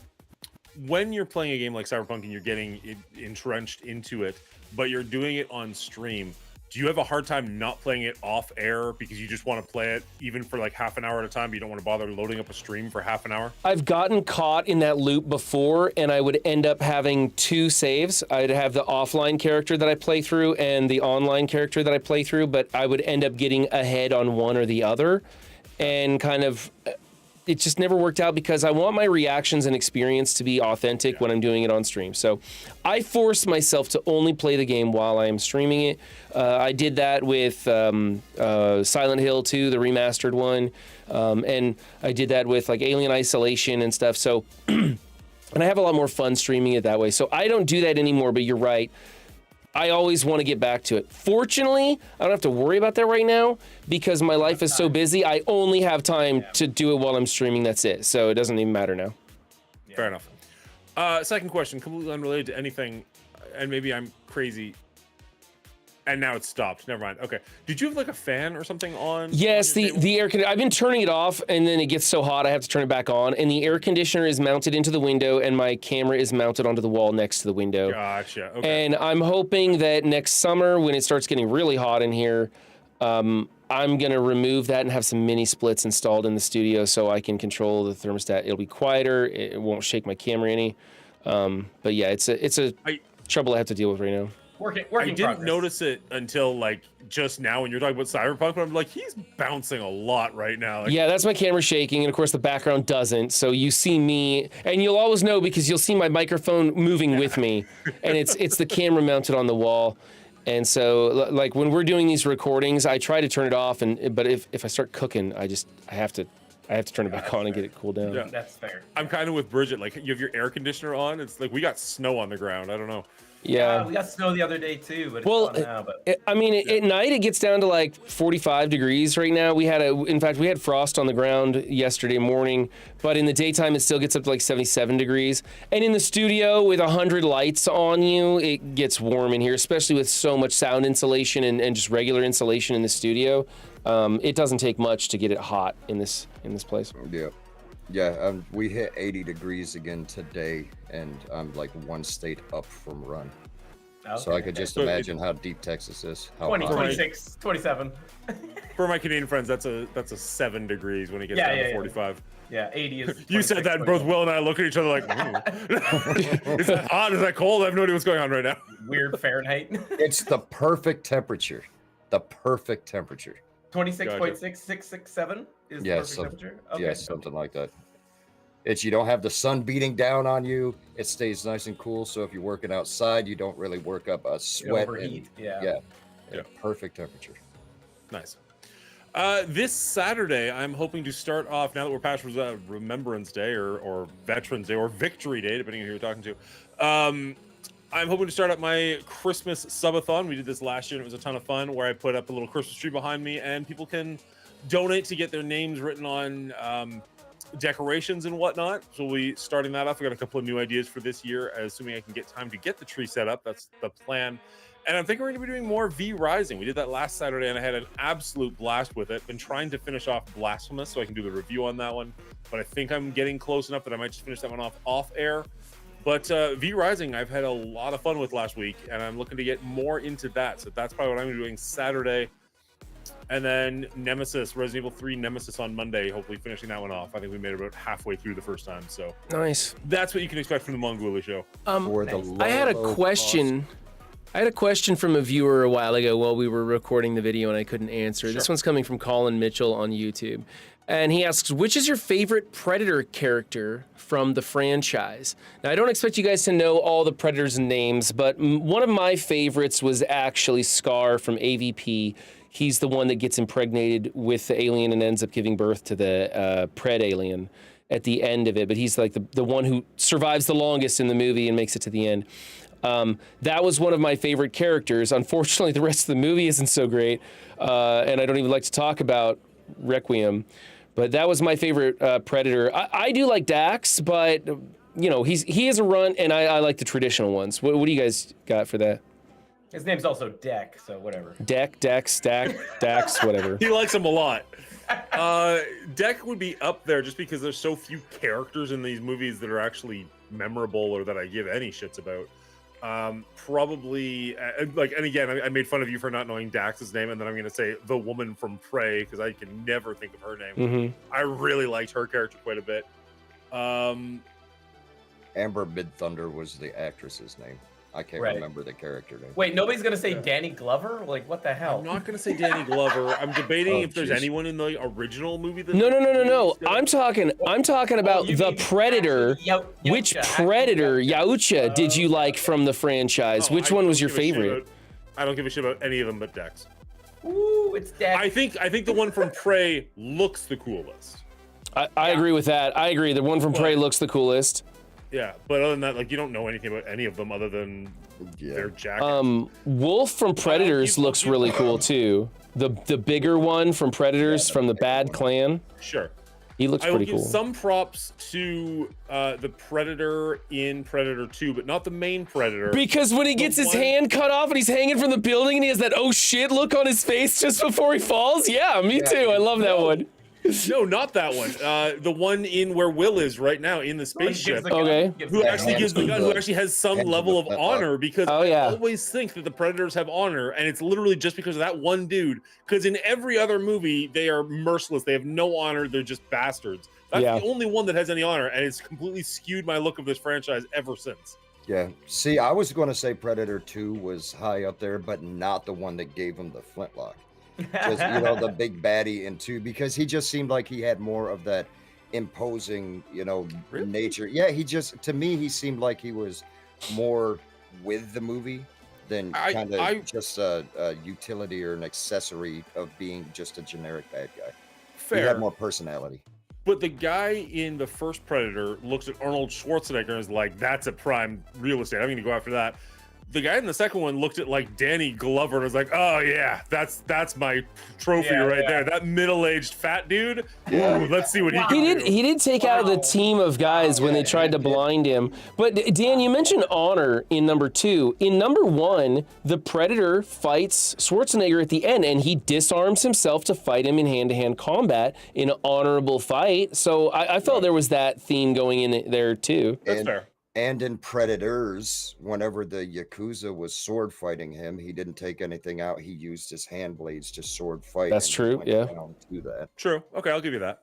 There's a touch of it, but there's not enough, Dan. You're right. There's not enough of that honorable fighting. Because even Dak's dad was a dick in this one. Like, he was just a piece of shit. Like, you know? Yeah, he seemed like he was Yeah. a cheater. It seems like he was, if he fell down on the ground, he would throw some sand in somebody's eye. Yeah, that kind of thing. Well, yeah. and even the way at the end, he's like, "You've proven yourself. Now yield before me." While he's like yeah. chained Yeah. up and missing an arm. I'm like, I don't think you understand where this is going, bud. Like, Yeah.